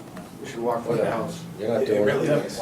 I might have to do it. I might have to go with that. I've been on a train. And you would get a discount. And I'd get my $8. Anyone else have any questions back there? Maybe someone's down the common waiting to come here to make make a statement. Well, let's wait for them. No, I just want to make sure everybody, but, people took their time out of their busy nights to come here to hear us, Have to give We all done? everybody- Everybody done? All right. For right now, we'll continue this. Do you want to be on the next, or do you want to wait? I believe it's August, right? First, August 2nd, yes. Yeah, Okay. we've gotten commitment from our engineers and from our landscape people that they would be ready, and I will certainly have submitted my well in advance, so Perfect. we'll have some heavy lifting on the second. And we don't accept any information less than 2 weeks from the meeting from now on. But we're expecting the peer review to be done by the 20th, and then they would have time for responses after that. So it's, Is that new policy? Somebody's idea down there. All right, well, Anyway, we'll try to- meet whatever the requirements are. Okay, all right, we'll see you on the second. Thank you very much, appreciate your time. Done, board business. Do we have bills to pay? And thank you all for coming, by the way. What are you sitting? Is there something we need to do? Sitting on the broom. What? I have a request. Well, do you want to tell us before we do board business? And Want to talk during absolutely, board come on business? up. Wait, But we can sign stuff. Miss Gould has something to ask us. But yeah, send down the bills. There was correspondence to the planning board this week. The Il Forno, the owners of Il Forno are trying to buy 529. Could you take it outside? We still have a little bit of business to do. Thank you. I have a pen. Can you sign it? Well, no, he was wavering. No pens anymore, Myron? What the heck? There's a pen here. The owners of Il Forno have an agreement to buy 529 King Street from Virginia Wood. The closing was supposed to happen tomorrow. Can you come out? Yeah, could you go outside so we, Mrs. Rosser, could you go outside, please? Oh, sorry, anytime. Thank you. The closing was supposed to happen tomorrow, but your water resource special permit decision is giving trouble to the closing attorney. Condition 4 of your special permit says that monitoring wells shall be installed per the water department approval. And that was a 1995 decision, and no monitoring wells were necessary, and therefore no monitoring wells were installed. But because the language in your decision says shall be installed, counsel for the buyer is saying that there aren't any monitoring wells, so they're not in compliance. So I've drafted a very quick couple of lines. Maren drafted a letter from the planning board explaining, and I won't try to paraphrase it, you can explain it. We'd always left it up to the water department to decide whether they wanted them or not. right, at the last sentence of the condition, the sampling location, testing, frequency, and analytical requirements should be drafted and modified by the planning board and contingent upon existing and future environmental site conditions. So you've always interpreted that to mean that if you don't need wells yet, then in the future, if you do, you will have the opportunity to put Right. those in. So they never needed them there, and they never put them in, so now it's, Right, and the letter says I can't imagine a condition where a restaurant would require those, but So council, she's asking you for a zoning opinion. well, I'm asking for a planning board opinion that this site is not in violation of your water resource special permit as of this moment in time. Because of that, because it was 1995, no wells were required by the Board of Health, and therefore no wells were installed, nor did they need to be. Maren wrote the letter, and the council was almost there, almost satisfied with the letter, but his problem is, he's going to stick the letter in his file, and 20 years from now, when Il Forno tries to sell, it's going to come up again, and then he's going to have to dig through his file. So he wanted me to get something, if possible, that we could just record at the Registry of Deeds, so it quiets the title for his exposure and for his client's purchase. I mean, I have no problem signing it. I mean, It works for me. Thank you. do you guys have any problem with this? I would have made it even a little stronger. I would have said, according to the conditions, monitoring wells were to be determined, if necessary, by the Light and Water Department. As of this date, they're still not necessary, whatever, but I'm fine with this. Maren's letter, along with this, I think will satisfy it and put it to bed. Did you read it while it was sitting in front of you? Do you want a copy? Yeah. You only signing one of these, right? You only need one? I only need one. I appreciate it. Thank you very much. What other board business? Let's see. Minutes. Payroll's coming around. There are two bills I'm new in to this. Two bills in the bill folder. One is just the standard one from Green. That I'm asking you to sign the actual bill. We've got a new accounting system that I can't get to that account yet, but would like to before, would like to get that bill paid for the August meeting. The second bill is the first bill for the master plan work that's going on right now. This one bill there, $46,000? $47,000, right. What are we paying somebody $125 an hour? Another guy's getting 3 hours is 800 and something. What's that, $250 an hour? What's he giving us? Right, there's a detailed bill there that includes everybody's hours. I saw the hours, but what are we getting for $250 an hour from one of them fellas? Well, I'm glad you asked, because the next session is Tuesday nights, is the first public forum for the Littleton Common revitalization. That'll be 6:30 to 8:30 Tuesday night over at the, So we got $46,000 into this company about a feasibility study for the... Common. right, based on the contract that was signed with the... We're meeting with the selectmen a week from this Monday, right? On the 23rd. As all of us should be This going, was supposed to be correct? good to go that way. That want to go. Two there for you to sign. So this one, I just need to. Make a motion to close the meeting? No, we still have one or two other little things, don't we? What else we got? Minutes? Anyone have a problem with minutes? No, Mara Make a always motion to says good. approve as written. Second. All in favor? Aye. Aye. Anything else? 20 years ago. Okay, you have another appointments to make to the Transportation Advisory Council. The selectmen upped it from 1 to 3 residents at large, and there were 3 applicants. So if you would just vote to appoint Aaron Alsop, Gary LaCroix, and Nick Pellegrino to the Transportation Advisory Council. Anybody have a problem with that? I'm sorry, can you say the names again? The 3 names, Gary Alsop, Aaron Alsop, Gary LaCroix, and Nick Pellegrino. I'll make a motion to approve 3. Second. All in favor? Aye. Aye. Anybody else? Anything else? Sign these. Do you want to go over the study area for the Foster Taylor commuter rail? Did you guys take a look at that? I mean, it's pretty big. Do we want to kind of cut it back a little bit? And, yeah, and that's Do all the of- reason for the All of discussion. Taylor is Street to- down to the floating lake, floating land, and Foster Street, just that side of the road. So I have a couple quick questions Yeah, on and I that. believe I'm sorry to step on that. I believe the selectmen want to talk about this as well. It just, I thought maybe you'd want to see it before.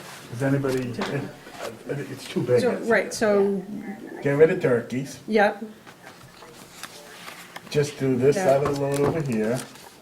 let's do, And you want this over here? that's, That's, Taylor Street and Porter Road area. So I have a It's okay. question. So in the original proposal or RFP, because this says commuter rail station planning and zoning. Sherry, are you going drinking or what? So doesn't that just narrow it down to the train station? I mean, I guess I'm No. trying to understand is what is the scope that was originally intended in the RFP? Or is that for us to determine? Yeah, Okay, yeah, all right. yeah, thanks. So that's what we're asking right now. Do you want to wait until we meet before the selectmen and talk about it then? I think that should be one of the priority areas to discuss with them. I don't Yeah, have a problem waiting until we get there. But I definitely think this comes out. Yeah, that comes out. Sure. You know, the Hillside Road ones probably should come out. Hill Road out. Yeah. Yeah, just do Taylor and Foster, Right. the upper end of it, but we can talk about it then. Should I Durkey or no? I mean, Moore Lane or no? No? Construction, What? inspection reports, and Cooper Farm Oh. inspection reports. Yep. I found 4 new inspection reports. I'm still missing a couple, but Cooper Farm Estates, 1 report for site visit 14 and 15. Durkey, 3 reports, 1 for site visit 30 and 31, 1 for site visit 32, and 1 for site visit 33. I apologize for getting those posted late, but they were posted to the to the website now. So if you want to either approve those now or hold those No, over we- till next time? Hold them, I didn't get a Sure. chance to review. Yeah. So. Moving backwards, we got the invitation to the workshop for Littleton Common Revitalization Study. July 17th, I spoke via email with James Kennedy. I actually work till 8 PM that evening, so I won't be attending, but I wish I was. could we be a part of that preview tomorrow? Anything else? We got Okay. the draft scope. You want to service pass study. those down just in case others haven't seen them 20 times already? Thank you. Yes, please be there if you can. One I of these, think, you want it? Be there, be square. It's on the common meeting. I have one. So we're gonna ask the I Board got of the one Health you to dropped off. weigh in or come to our next meeting to this, since we have the senior housing stuff, so, okay. Judy's coming? Oh, we didn't ask her yet. Judy has availability at our next meeting. Well, what, Because we have the next grant. We have the grant for the For commuter this. rail area. for that stuff? Right. So maybe if we're gonna discuss this on the next meeting, we'll have Judy come for that. Is there a photo op involved? Is Keith gonna be here? So we can talk schedule, that's fine. Okay. Yeah. Anything else? I have what? so, given that we have our joint meeting with the Board of Selectmen on the 23rd, can we just quickly kind of run through what we, as a board, would like to discuss with them? I mean, we have housing, maybe open space, master plan, You only get citing 3 fingers. marijuana. You've gone over, you only get 3. Medical marijuana, yeah. No, not medical, adult use marijuana. Adult use medical marijuana. So those are just some potential topics, so. I think those are all gonna be the topics of Yeah, discussion, so that's a good outline that you've provided. That's what they're gonna be asking. So, Let's not leave it up to them, as like Anna says, we should propose some what we're conversation. interested in clarifying. I think in the housing one, You like that one? specifically, Lucid. specifically talking a little bit about everything that we've learned over the last couple months about the senior housing bylaw and where we could maybe strengthen it, maybe where we can really try to get more out of what it is that we believe to be the intention of that bylaw. Good call. Okay. I agree, because I can't think that with all the work that we did as a board, along missed with the this. master plan, and the, COA and Elder and Human Service, everybody that had input was significant. And, we put it up once, it wasn't refined well enough, we refined it again, we got it approved. And I think that I understand the concern with the density and the affordability, but the affordability, in my opinion, gets through the 10%. That's how it's written. Now, if you want affordability through density only, then you have to look at garden style. I mean, there's no other way to get there. Yes, there is. That's what Judy Barrett told us. By increasing the density to 8-1, you would get a cheaper house. No. That's what she told us. That's what we bought into, and that's what we did. Play the tape back. It is. That's what she told us. But why did we go to 8-1?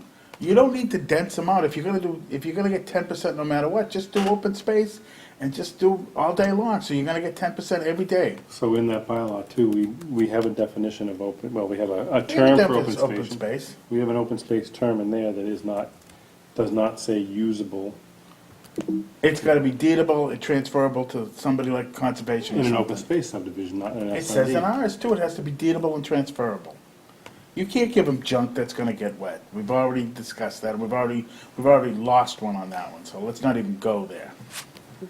It has to have some viability, and she also told us the reason we're putting 30% in there, we could use it as the design criteria, and we've yet to use it as a design criteria. It's supposed to be a design to limit the density, and that's the same reason with the second means of egress. You're sitting there railing on granite curbing, which is a minor issue as opposed to a major issue, which is second means of egress. That's how you control how many units go in there. 20 units. Don't you pick me out of the crowd and I'm start just giving saying, me everybody, crap. I'm just trying to make sure you hear. I heard what you were saying the Alright. entire time. Okay. That's a Reality so- strikes is that's a little again more the fact. important than street trees and granite So- curbing. Egress path, travel, second means, all that stuff. If we have a review from a third party and from the fire and from the police, and they give us their opinion that one means in and out will satisfy the safety of the But residents. why do we inside have a the- bylaw that says we're supposed to have 2 of them? Then why don't we just throw our zoning out? The reason I'm saying is Subdivision because control law. then you limit the number of units, which you were trying to do, and I'm trying to say, don't do it, because then we lose the affordable units.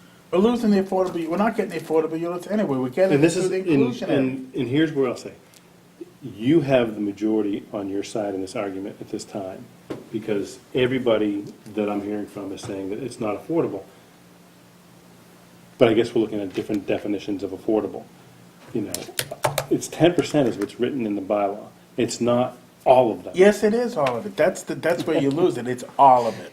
Because why did you give them the higher density? You could have just taken the same exact bylaw we had, which was 1-1, which had 25% affordable, and Because used how that many, one. because we only got one in the last how many years to be built? Because now they're all gonna come out of the woodwork, because you're giving them a 4-1 or an 8-1 density, and to put a style of housing that's not allowed in the town of Littleton by right. How we get, And why do- how do we get to take care of our seniors? That's all I care about. That's what, That's all I I do care about. agree. And I think we need to all I care redo how we're going to do it, because it's not working.